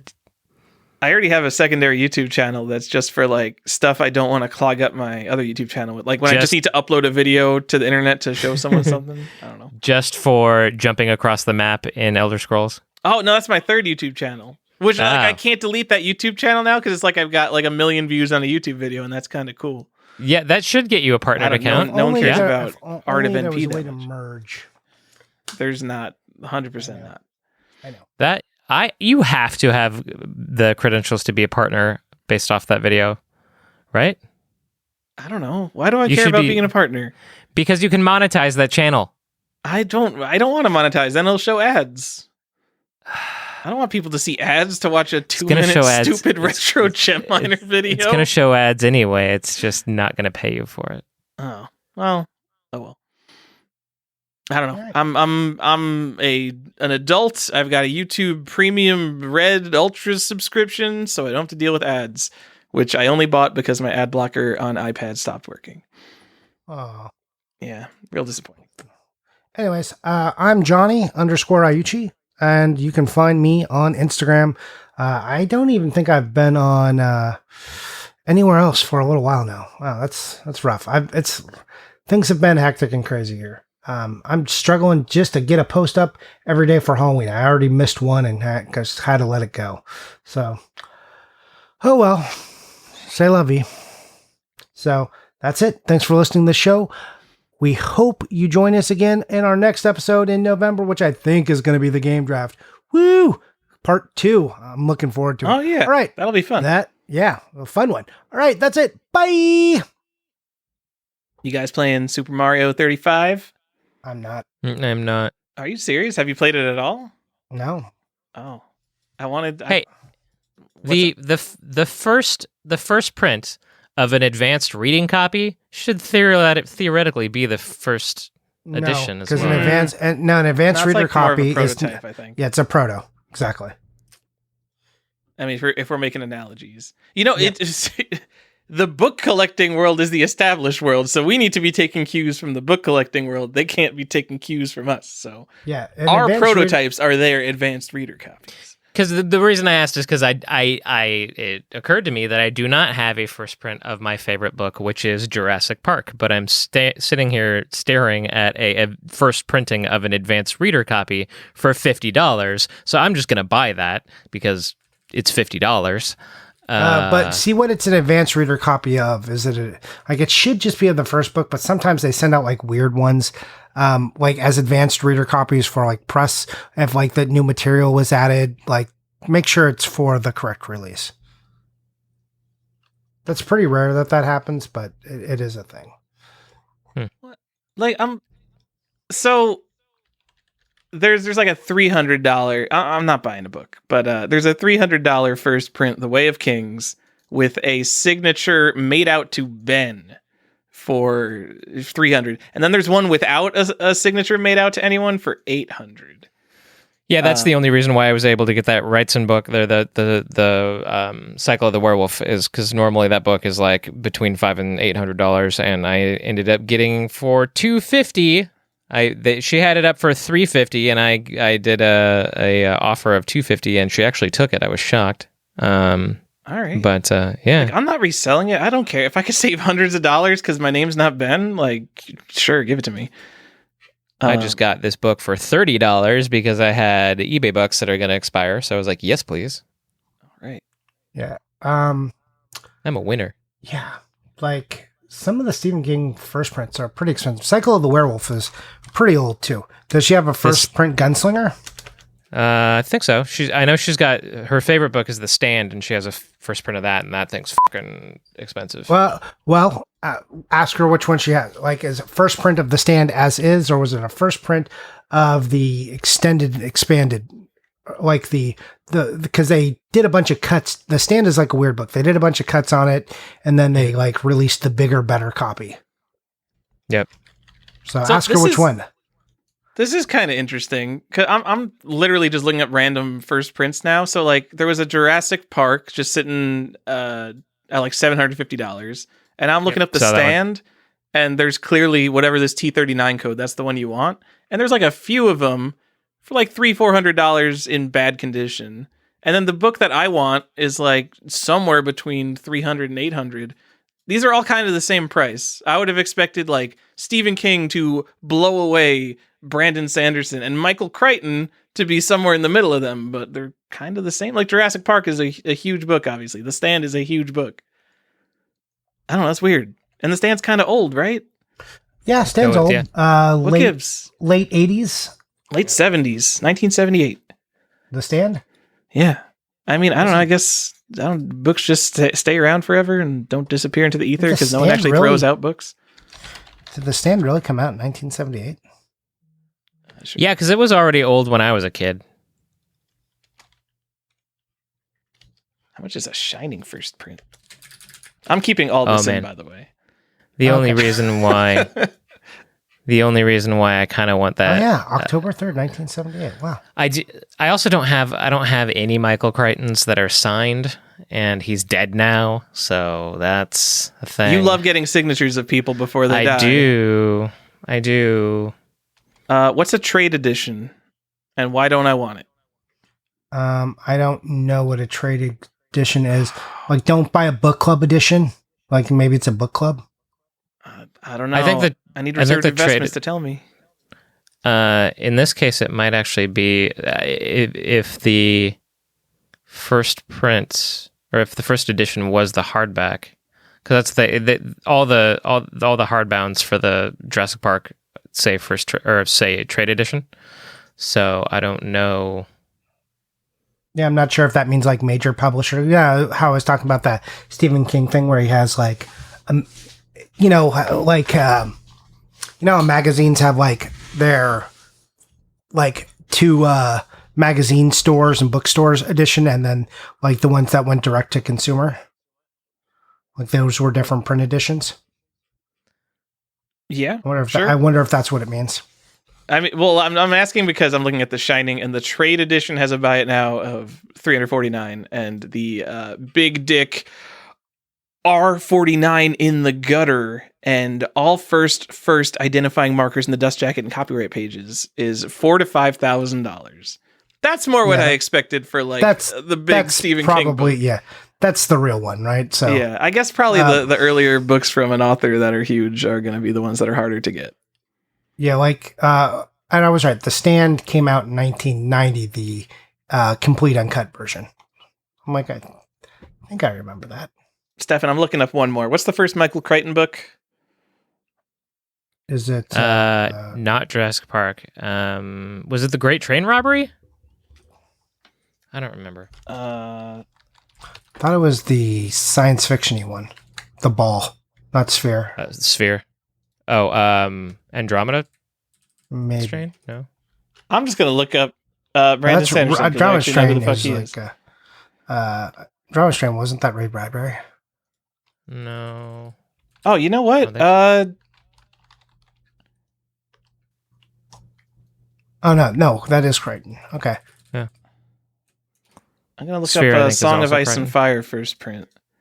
UK Fuck first. George that shit's George probably R. Martin. Hot AF, I bet. No, that had to cool off. He is a fucking nightmare. First. I hate that fat boat captain. Well, there's only one that sold back in August, and it looks like it was the first 3 books for $2,500. Which, you know, these aren't very old books, so that is probably a fucking lot. Neat. Oh, these are first UK though. Oh, wait, were these published in the UK first? Because book collectors actually know what a first edition is. But I think he's a U.S. author. Oh, so like this is garbage. Why are you paying $3,000 for this? Well, it depends. It could have released in both places at the same time. Oh, look at that. Andromeda Strain was his first book. Hey, you did it. You knew trivia. Yeah. Oh, good job. I did. Great Train Robbery was his third book, The Terminal Man being 2. I would tell you guys what a first edition Hobbit goes for, but it's currently on Heritage Auctions, open for bidding on November 23rd. Oh man! Oh man! It's gonna go for so much. Totally forgot he wrote Disclosure. Oh wait, was this actually? Maybe it already ended. Oh, tell me how much it went for. Is this a first Hurt my edition? feelings. First edition with first published, 16 misprints. All right, I don't know enough about books. They're calling it a first edition. It went for $15,000. Yeah. So there's a lot of weird stuff about The Hobbit, like because he goes back. There's multiple editions of The Hobbit that might be considered first print of a different edition.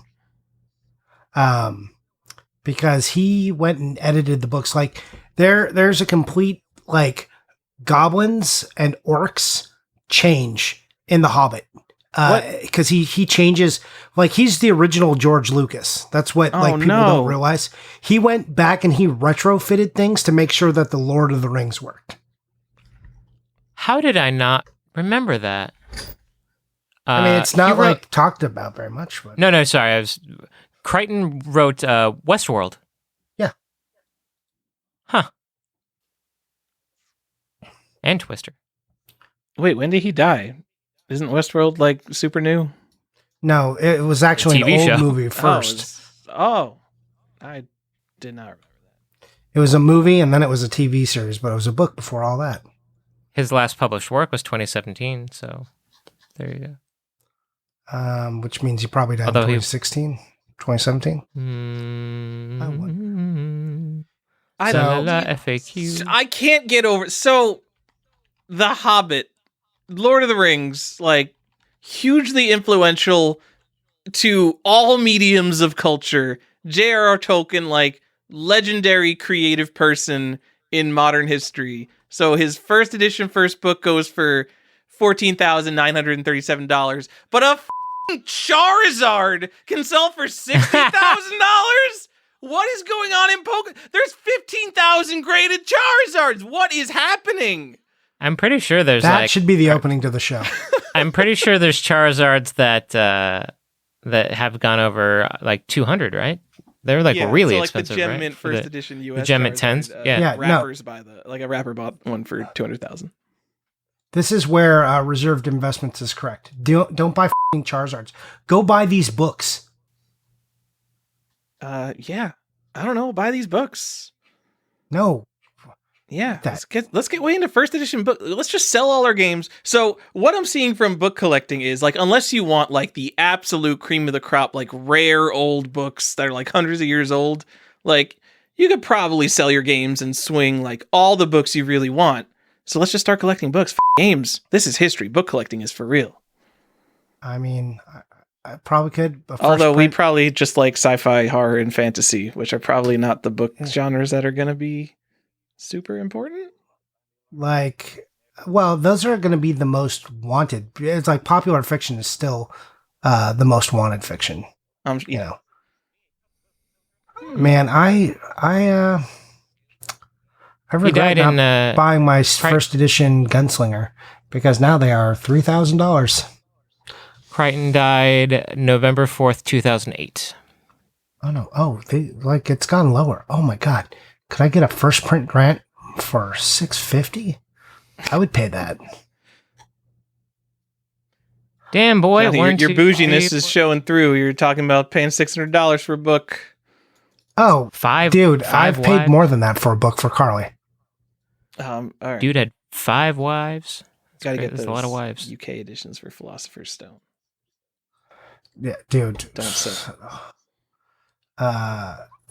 We have so many different versions of Harry Potter. I can't even tell you. I'm glad first edition that's like a gajillion dollars, all right? Oh yeah. It went at auction, I think, for hundreds of thousands of dollars. Get on it. I'm just gonna go ahead and say, Hobbit, better and more culturally significant book than Harry Potter. I don't know. I'm just that's incorrect. Incorrect. Okay. Wait. I got a Harry Potter story. I don't remember who it was. There's like a Jackbox game like charades where you have to make up a sentence, and one of the sentences that got made up was the character in question is more famous than Harry Potter, and everyone put Jesus and then got mad at the clue giver because literally no one is more famous than Harry Potter.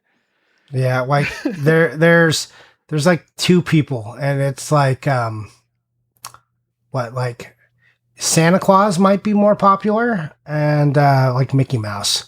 Yeah, I was gonna say I think Mickey Mouse. It was like Mickey Mouse. Yeah, not popular, but just like cultural awareness. Probably like Mario, because Mario hit that point at one point in time too. Yeah. Man, this is. I think like Darth Vader's up there too now. Yeah, C-3PO and R2-D2 are up there. And these are bad copies of the Gunslinger, but it does say it's a first edition. Man, a nice one is like $1,500. I like that we're all sitting around buying books. Like not even I'm not, it's my favorite book. If we were book collectors, I'm sure we would be in like circles, and they'd be looking at the overpriced books on eBay and be like, "Look at that tattered DJ." they wouldn't even say dust jacket. They're just like, "Look at that DJ." And this is how certain game investors look to us when they're like, "Do you see that spine wear? Look at the binding on that thing. That binding makes me want to die. Who would buy that?" Where did you send this to us?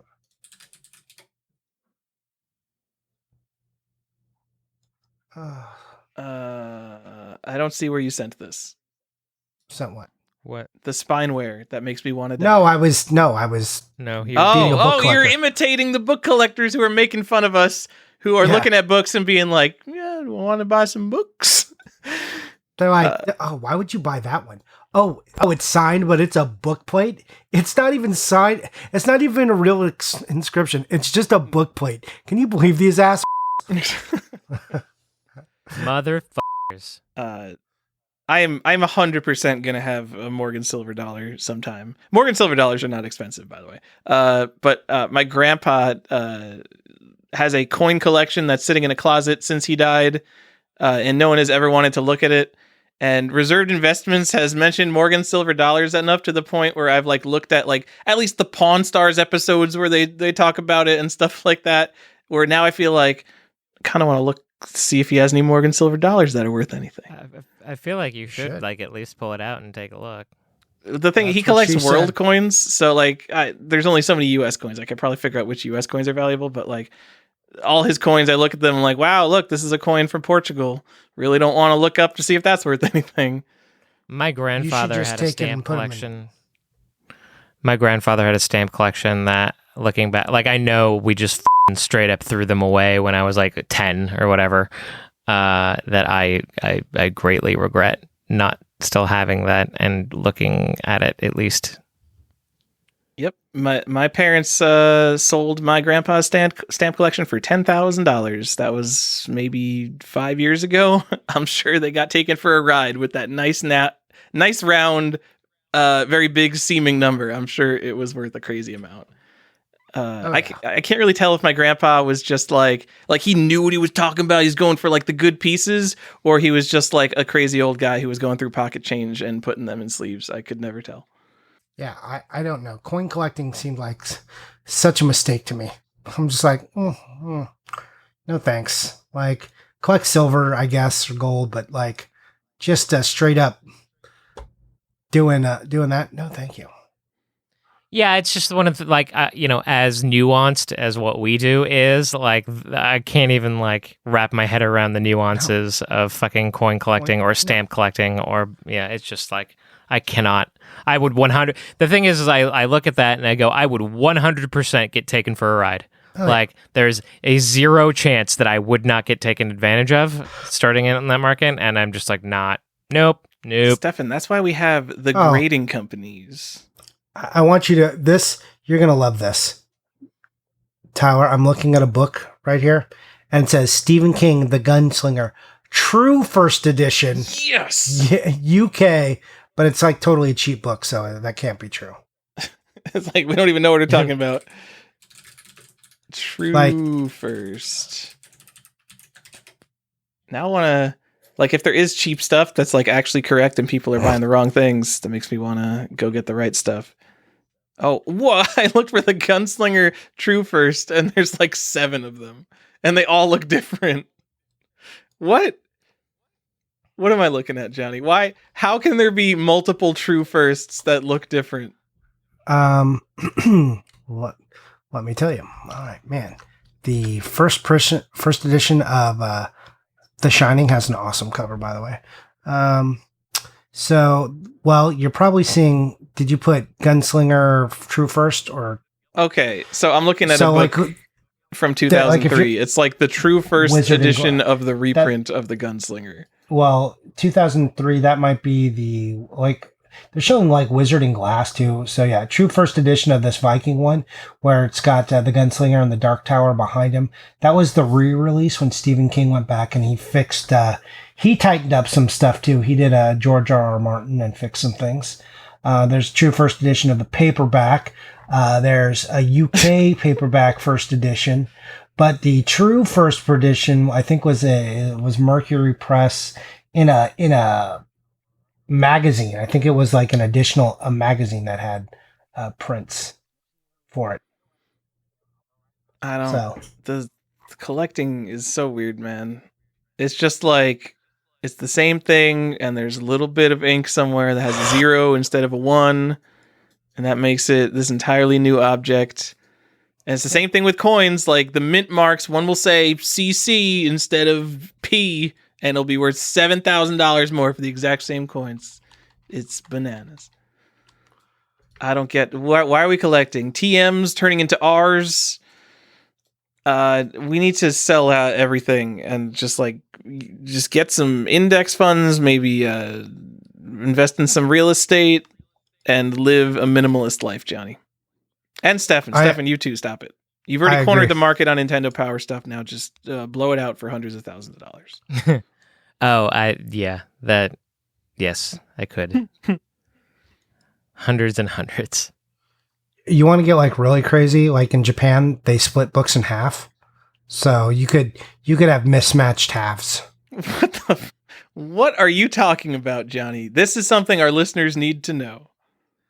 And in Japan, if a book is too long, they split it. Like it's too, like they just cut it in half. Like the Lord of the Rings extended DVDs, or like they take a sword and they're just like, I'm not dealing with this. Like the Lord of the Rings. Like how the Lord of the Rings is one book, they made it into 3. Japan just does that, but they don't give it new titles. It's just like would be The Wizard in Glass, or it'd be Harry Potter or the Deathly Hallows 1, Harry Potter Deathly Hallows 2. Like it's split into 2 books. Oh, that sounds so familiar. Yeah, like the movies. Like they started to figure that out. And then they're like, oh, we could just make these miniseries. Oh, that's even better. But yeah, so like, but if you were collecting books from Japan, like one could be a first edition, first print, but then the other one could be a first edition, second print, but people could mismatch halves and you would have to check both halves. How annoying would that be? Well, that sounds like a problem for someone who is not me.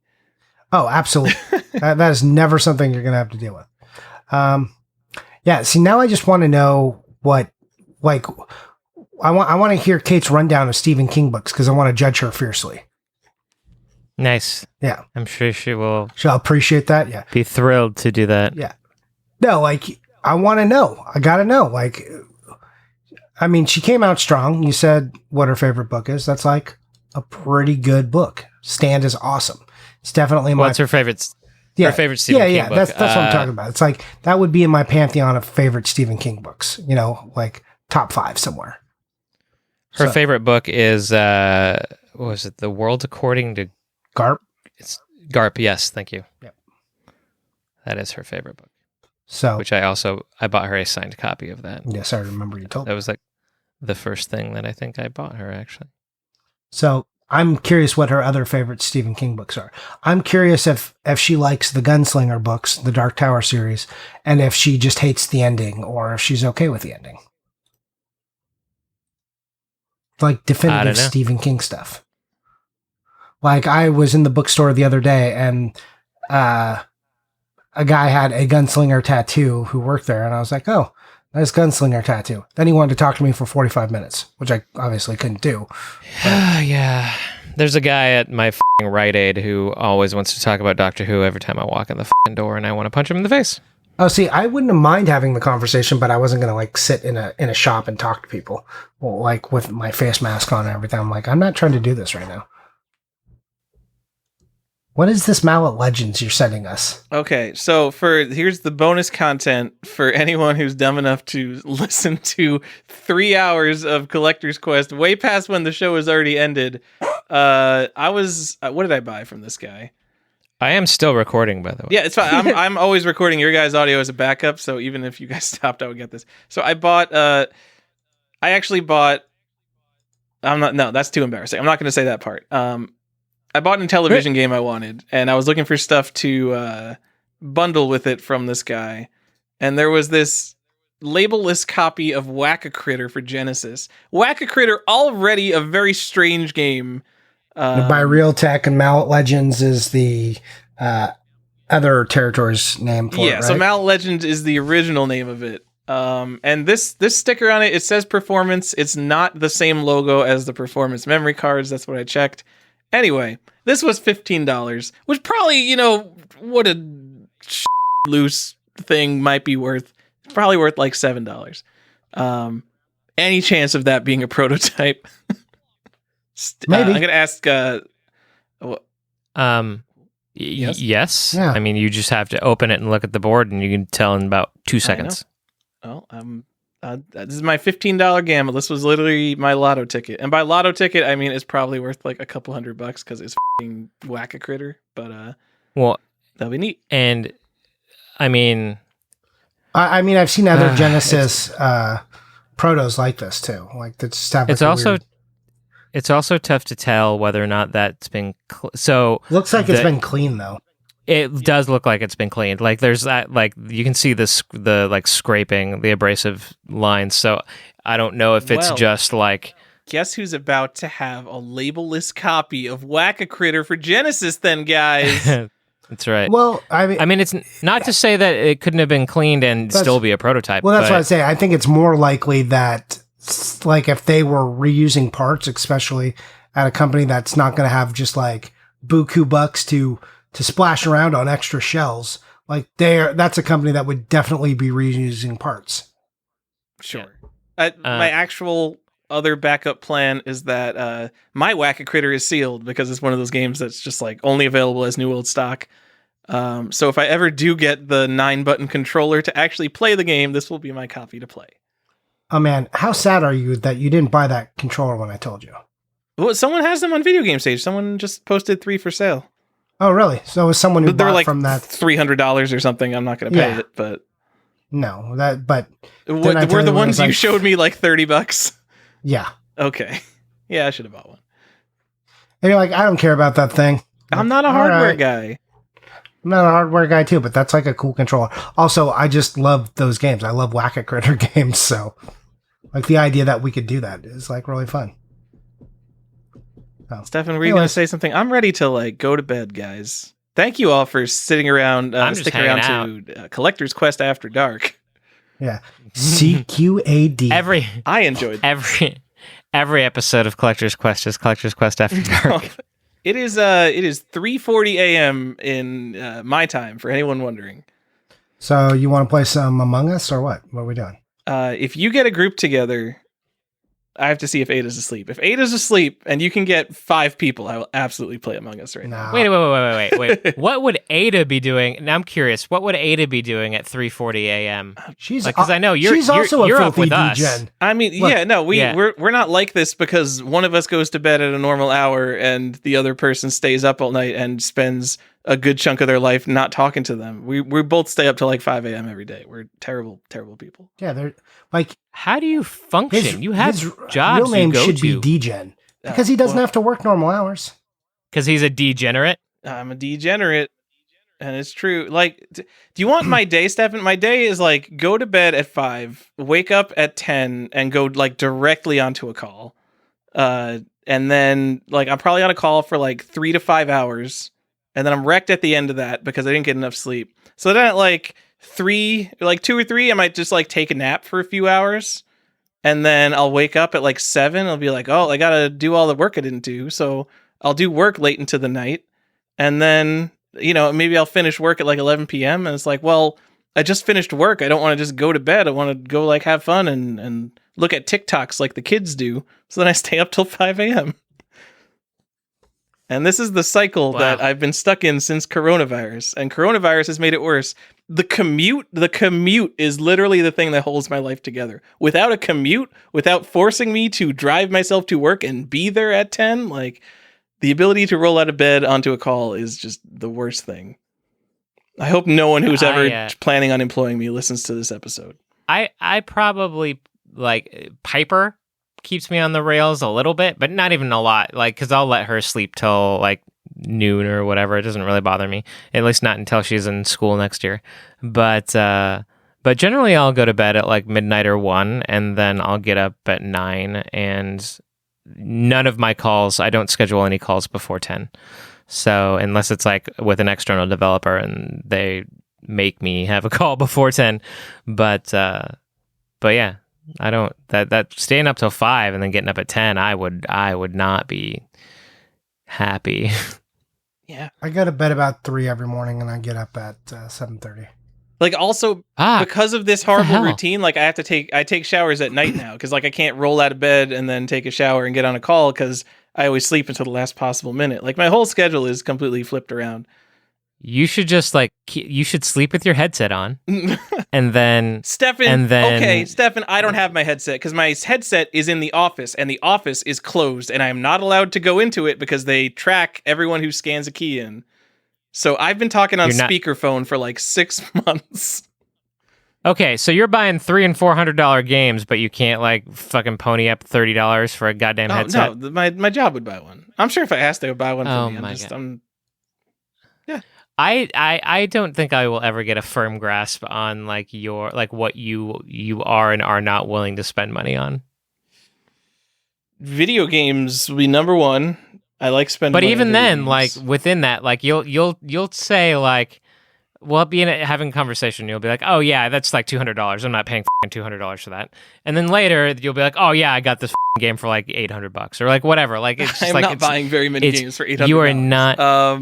I'm just saying you're not very consistent. Have you not ever walked through a grocery store? Like, have you ever not like bought 7 original pieces of Nintendo Power Art, and then you're comparing cereals, and you're like, Reese's Puffs are $3.69, but I can get the store brand for $2.11, so we're gonna go the store brand. Well, and the difference between store brand cereal and name brand cereal is very low. That is not the point that I'm trying to make. Okay, but that also depends on, if we're going to talk about cereal, that also depends on what the actual cereal is. You got to use soda. Like, because store brand soda is fucking garbage, and I will pay more for just name brand soda. The off-brand Fruit Loops, I will not buy. If I'm buying Fruit Loops, it's got to be Fruit Loops. Yeah, like, but see the off-brand Cocoa Pebbles or Cocoa. Oh, amazing! Yeah, the Dino Bites. Fantastic. Dino Bites are the best. Oh, yeah. Like they make Aldi has they make Pebbles look like garbage. If you like Cinnamon Toast Crunch, and Aldi has an off-brand that is amazing. Yeah, guys, what about shredded wheat and crackling oat bread? Fuck you. We never did having this conversation. We never did my official review of Crackling Oats. Oh, that's right. Oh, remember. Do you have an opinion that you could talk about right now? Sure. If you're here for CQAD, I can tell you what I thought about Crackling Oats and whether Tyler was right that it's the best cereal ever or not. It is not the best cereal ever. It's not as bad as I made it seem out, but it is like fairly lackluster. If you put a bowl down in front of me, I would eat it, but I wouldn't be excited about it. I wouldn't be angry, but I'm just not excited. And if I'm going to eat cereal, I'm going to go find something more interesting than that. Like, just go get Cinnamon Life. If I put it down in front of you and it said there's a 50% chance that this is cat food and you were absolutely unable to tell the difference, no. And it does look a little cat food. Because you cannot tell the difference. Yeah, it does look like, the pieces are bigger than dried cat food, but it does kind of have that like texture and look about it, which is off-putting. It is like you eat with your eyes first and it fails at that test. So, yeah. So, Johnny, I do want to say, like, Cinnamon Life may be the second best cereal. Cinnamon Life is great. Like it like absorbs the milk, so like it's just perfect. Yeah. Yeah, and it is also one of the cereals that I can absolutely eat soggy. Like, it doesn't bother me at all. I don't even a little. I don't do any milk with my cereal, so it doesn't matter to me. What? You eat everything dry? You just eat all cereal dry? Yep, in a bowl with a spoon. No, I'm not about that. Now I'm inching closer to Tyler's territory. Are you talking here. about mixed nuts? You eat mixed nuts dry. No, I don't cereal like milk. You put milk on. I don't like milk. What about milk, like almond milk? Anything? Any milk substitute? No? Nope, totally off-putting. Oh yeah, this is weird. I am out on milk, but almond 100% is the shit. Like, yeah, 100% out almond milk household. Like, I don't want almond milk in it. Like, no. I went almond milk when I started to do keto, and then I just got used to it. I can't do milk anymore. Like, milk is like weirdly thick, and then almond milk is weirdly watery, and I don't want. Yeah, it is. Yeah, and I don't want any of that. Like, people keep going, well, have you tried this? I'm like, you know what? I'm fine. Like, don't act like, you know what? People, Johnny, make your life better. Yeah, it's like called oat milk. Yeah, what people weird out on is the fact that I put it in a bowl and eat it with a spoon. But if I just said, yeah, I grabbed a handful of this cereal and ate it, like everybody will do from time to time, they'd be like, oh yeah, that's totally fine. But you can only have like a handful. You can't have a bowl of cereal like that. Are you a madman? I'm like, no, you heathen. I don't need to just jam my hand into the box of cereal that everyone's going to eat and rub my hand all over it. I am pouring a bowl and I can eat it with a utensil like the civilized person I am, not a caveman. When we were kids, my mother initially accidentally put orange juice on Cheerios, and then she ended up loving it. No. And so then put orange juice on Cheerios. Stop it. Like, Cheerios, take the story Cheerios back from my brain. No, Cheerios are pretty bland. What's the problem? Yeah, it was just interesting that she. So that doesn't sound like cereal to me. That sounds like orange juice that you ruined by pouring Cheerios into. It just sounds like orange juice with pulp. Yeah, it makes me think of it the wrong way around, because the milk isn't the forefront of the flavor of cereal, whereas orange juice would very much be the forefront of that. That's concoction. True. Yeah, have you guys tried Chocolate Life yet? Not a Chocolate Life. Yeah, Chocolate Life is pretty good. I mean, it's subtle, so you don't have to like be overwhelmed by it. Cinnamon is quite spicy enough for my old man cereal taste. Look, I know, but maybe I think the big cereal I absolutely cannot get on board with is Lucky Charms. The marshmallows are just the texture. The Marbits. They're not marshmallows. They're Marbits. Come on. I have like the hair on my arms is standing up right now just thinking about the texture of those marshmallows. Especially when they get stale, which they get stale instantly if you leave the box open for 5 seconds. Beautiful. Love it. No. You know who I can't do it. I'm never going to buy Lucky Charms, but Lucky Charms are fine. Carly doesn't, she doesn't like them because when she was a kid, they had like in elementary school, first grade or whatever, they gave out bags to all the kids to use as counting implements. So all the kids, like, they didn't know how old the bags were or how many classes had gone through. And she don't tell me this story. Yeah. So she saw she kids eat the grubby kid. No, she did not. Other kids did. And she was out on it forever. So now she can't eat Marbits at all. She just looks at those and goes, nope. How can you give kids food and then ask them to give it back? That does not make sense. Well, it's like there are fun counting shapes because I think it probably was like Lucky Charms marshmallows. Oh my God. There are two. Well, and back then too, the marshmallows were much bigger. And they harden up too if you leave them long. The two things that I am out on texture wise in this life is those marshmallows, Marbits, and the cotton that they put in pill bottles. I cannot touch it. That's, a lot of people have that weird cotton thing, and I didn't think it bothered me, but the minute like too much cotton got in my mouth, like when I was doing like dental stuff, I was over that pretty quick. It's just that, like, there's plenty of different like treatments of cotton that I'm totally fine with, but that, however they spin that or whatever, the really like stringy, cobwebby, I cannot. You guys, I immediately I have to take them out with like a fork or something because I just my teeth immediately start grinding. You guys want another fun thing that Carly, like from Carly's childhood, that was like ridiculous about her, and she believed this for a long time. So she went to a wax museum when she was like 5, and then because like someone who had just died, so they made a wax sculpture of them. So in her brain, what happened was, if you died, you became a wax statue. No. Like House of Wax. So, yeah, she thought these wax museums were just like hallways of dead people. Okay, that's terrible. So she was like, she didn't learn for a while after that because she didn't want to talk to anyone about it. But she was out on wax museums and wax figures for a very long time because she thought they were dead people. It's pretty great. And another funny thing, this is like pretty recent. She thought if you put too much cheese on a pizza, it would explode. The pizza would explode. Why did she think this? Because like this is something we did in Simi Valley. I don't know if you guys did other places. It was where we both went to elementary school. As one of your field trips in like, I'm going to say like 2nd or 3rd grade, you went to like a Pizza Hut. And you got to go back and they taught you how to make a pizza. Like you just made your own personal pizza and then you sat at Pizza Hut and you ate it and played games and stuff. And you hung out with your classmates. You had a pizza party with a pizza you made yourself. This was one of our field trips. So some employee, probably some teenager was like, yeah, I can't put too much cheese on it. It'll explode.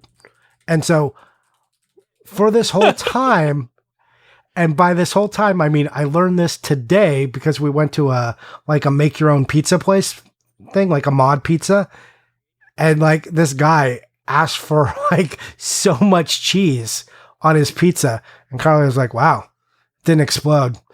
And I was like, what are you talking about? She's like, I thought if you put too much cheese on a pizza, it explodes.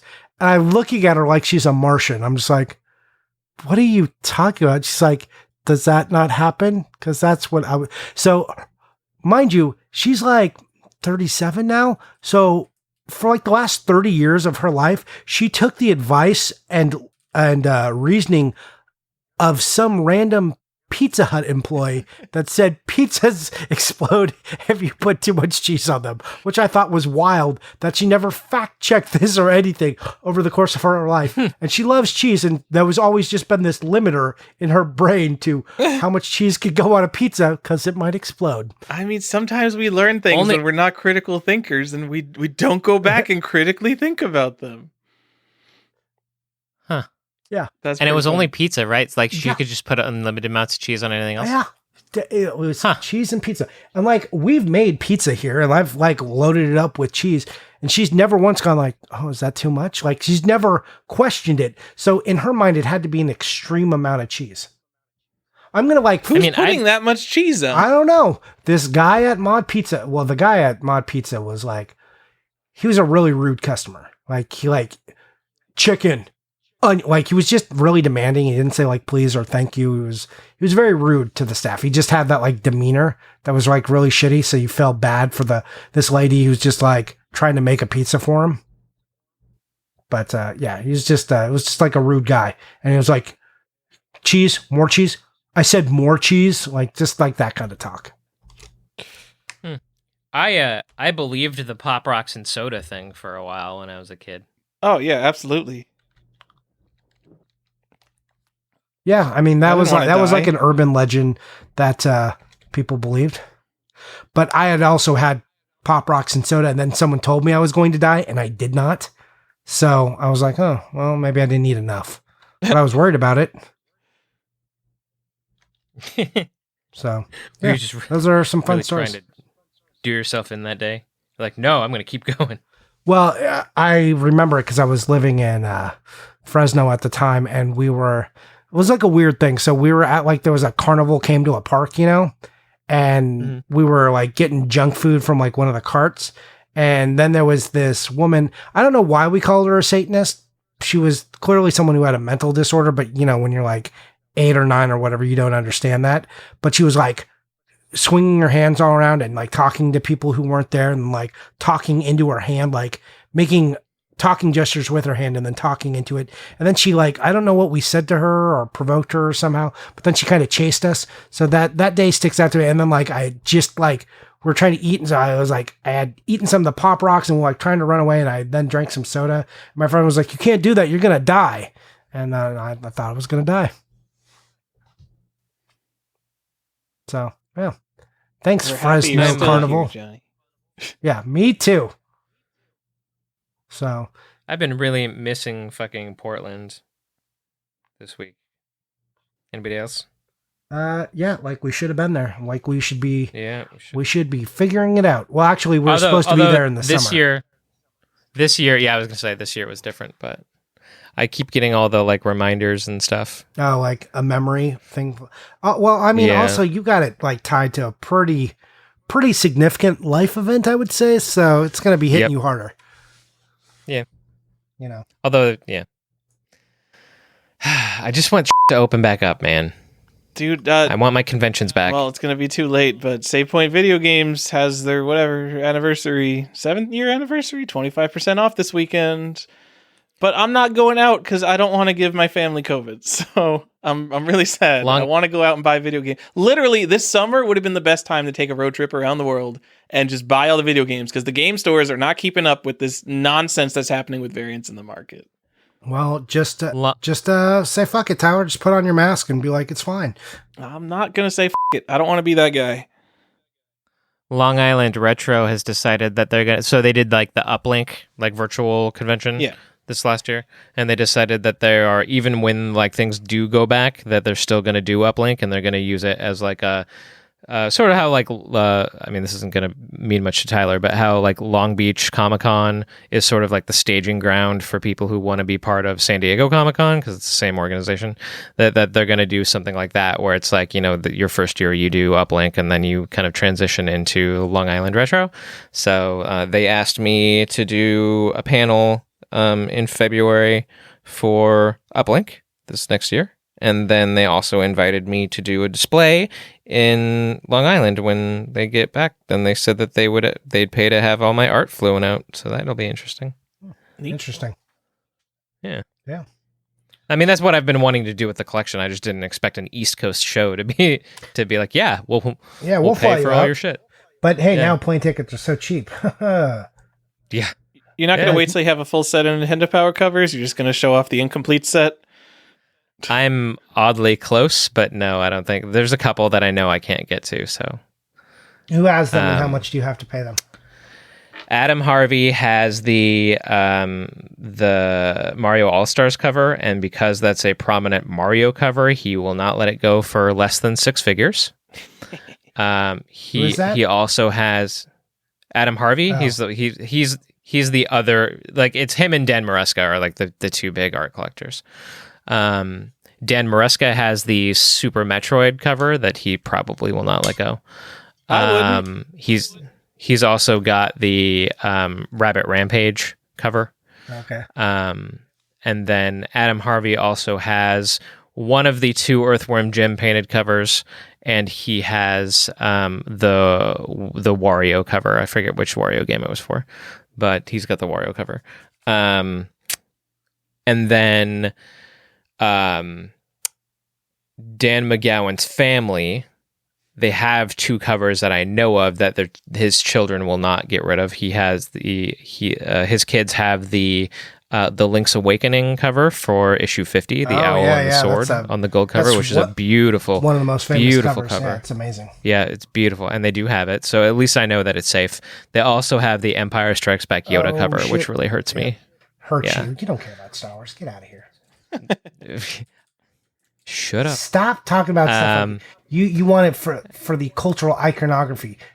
Talking to a real fan here. Get out. He also painted the Tiny Toons cover, which we cannot find. He also painted the Ninja Turtles cover, which we cannot find. The first Ninja Turtles cover. The Manhattan cover for Ninja Turtles, which was Raphael above the sewer lid. Yeah. That painting is by Dave Hardo, which I do have some of his work, but he could not find that either. And then there's a couple covers that I have, like the line art for, but I don't have the finished painting. We don't know where the Star Fox cover is, but I have the line art for that. The Guile cover, I have the line art, but not the painting. The Guile is like one of the worst covers. It is really bad, yeah. He also did the Vega cover, which is better, but not good. But we couldn't find the line art or the painting for that. Stephan, I'm looking at this Star Wars cover. Did they like not have the rights to Mark Hamill's likeness, and that's why this is, I'm gonna say, uneven? Why he's facing away? So there's like this really detailed, beautifully shaded Yoda front and center, and in the background there's just like a shitty Luke facing away from the cover, lifting the X-wing, and his hair color is like not even correct. It's really uneven. Well, he didn't do people very well, because he did the Tetris cover too, and if you look at the Tetris cover, the kid that he drew in the front is not very well done. Yoda looks great though. Yeah, the Yoda looks really good. Yoda does. And it's nice coloring too around Dagobah. Yeah. Yeah. As a true Star Wars fan would know, unlike you, Stephan, but me and Johnny, we're way into this shit. You don't know about this. Get out of here. Yeah. I do have the majority of the painted covers though, by volume. So yeah, tell those guys to suck a dick. Tell them you're gonna come for them. I'm pretty sure. So I think the only way that I'm going to get that Metroid cover from Dan Maresca is if I am able to secure the Final Fantasy III art. I think I can trade that to him for that. But yeah, that's the only way that I'm going to get that cover from him is if I trade it away, or if I get it from in a trade. I think I could probably buy the Rabbit Rampage art. He's less attached to that. No way. He's less attached to Bugs Bunny Rabbit Rampage than Super Metroid. Well, it's a sentimental thing for him. He really likes like the Warner Brothers cast of characters. Like he tried to buy because I have the Death Valley Rally cover now, and he tried to get that from me, and that's not happening. These guys, fight them. Yeah, what I say. Censor that from CQAD. Yeah, how dare they not give me all you probably the want to censor a lot of those names because, we don't necessarily want to discuss. Oh, yeah, maybe don't hassle the people who have art. Okay. Yeah. Speaking of which, we should probably cut that. There was one part where Johnny mentioned the connection, and actually her asked me to stop mentioning that. Was that in the show, or was that in this after show? It was at the end of the show. Yeah. But I think there's a pretty clear like spot that you can probably just cut that out. Okay. I will probably forget, and then I'll have to listen to this whole thing, and then I'll have to go back and find it. I'm going to bed, though. Any last words for our listeners here in CQ After Dark, where we kind of talked more and recorded it for some reason? This is that hot Patreon content that you can expect when we launch in 2021. Some lower energy, yeah, 4 a.m. Collector's Quest toast. Yeah, this is what we get when we're tired and I need something to drink. I also like it too because it's just it's more conversational, obviously, and like because some of the stuff when it feels a little bit paint by numbers when we're like, okay, and here's this line item on the list that we're going to talk about now. It's I like the organic conversations. Which is why I like mailbag episodes. Sure, just like I got to learn that Johnny eats cereal from a bowl without milk, like some kind of Viking spoon? or something. Did you mention that? Yeah, I use a spoon. Do you use a spoon? Yeah, I use a spoon. Oh, weird. Yeah, and I have a favorite bowl and everything. I've got it's a Pyrex bowl that they released at Halloween, like Pyrex does. If you don't know, Pyrex has themed bowls for many holidays. They even have Star Wars stuff now, but this one has a little haunted house on it that goes all the way around the bowl, and that's my favorite one to eat out of. I really have been enjoying that milk splash bowl that I bought that they use on Cereal Time. Yeah, the silicone one. I bought 4 of them, and I really, really like it. Yeah, I like the way it looks. I just don't know if I just like my other bowl so much. So, I just haven't. And they're great for Piper too, because she can drop them, and it's not a big deal. Yeah, true. The JD can't have these. He would throw it. And, yeah. He said, yes. Don't hand your toddler Pyrex. Oh, it's man. not a good he can reach the Switch now. It's become a problem because when I try to take it from I should go to bed too. We should all go to We bed. should. Let's all go to bed together. Oh. Hey. All right. I want to hang out in Simi Valley. Please. I know you should move. I have to be in North Carolina. No, you really don't. Especially now, you can move wherever the hell you want. Can I? I'm not making any major life changes in this. There's Work from enough home forever, nonsense YOLO! going on in the world. I don't need major life changes at the same time. I'm just saying, you work for telecom. I'm sure they're going to say you can work from home for the rest of your life. Dude still needs to take his honeymoon. I don't know. First of all, I don't know if you remember, work from home is literally ruining my life. It's like a video game where I only do things that destroy my life, such as record this podcast until 4 a.m. Also, yeah, I got to go on a second honeymoon. When's that going to be? I don't know. Probably going to postpone it at least another year from now. Do it at a big milestone, like your 5th year or your 10 year. No, they got to go another do something. thing for our big milestone. So they had such a cool honeymoon. I just had my plan. 10-year anniversary. I had planned every. I had a cool 10-year anniversary too, and it got turned around after 5 days. You were saying, Stephan, you had a cool 10-year thing planned? Yeah, and then my wife had to go die. So yeah, well, she died at 9, right? So. Yeah, she did. Yeah, you did not succeed at 10 years. No, we did not. I'm sorry. It's also a bum. I almost feel bad, because they're so close together, her death and our anniversary, that it's oh, I'm sad that she died. And then a couple days later, once everybody's reset, I'm like, just kidding, we're sad again because here's my anniversary. Yeah, that's I hate when dates get too clumped like that. You're like, oh yeah, my dad dies pretty close to his birthday, which is also JD's birthday. So it's oh God. Oh. So every time JD's birthday happens, it's going to be and that was my dad's birthday too. Cool. November 17th is when he died. And it's and then 3 weeks later, it's his birthday. October 1st is Carly's mom. And now the 17th is her grandma. And it's the 2 women she was closest with. And it's okay, I just want to have my birthday without the sadness draped around it. But that's fine. Rude. Yeah.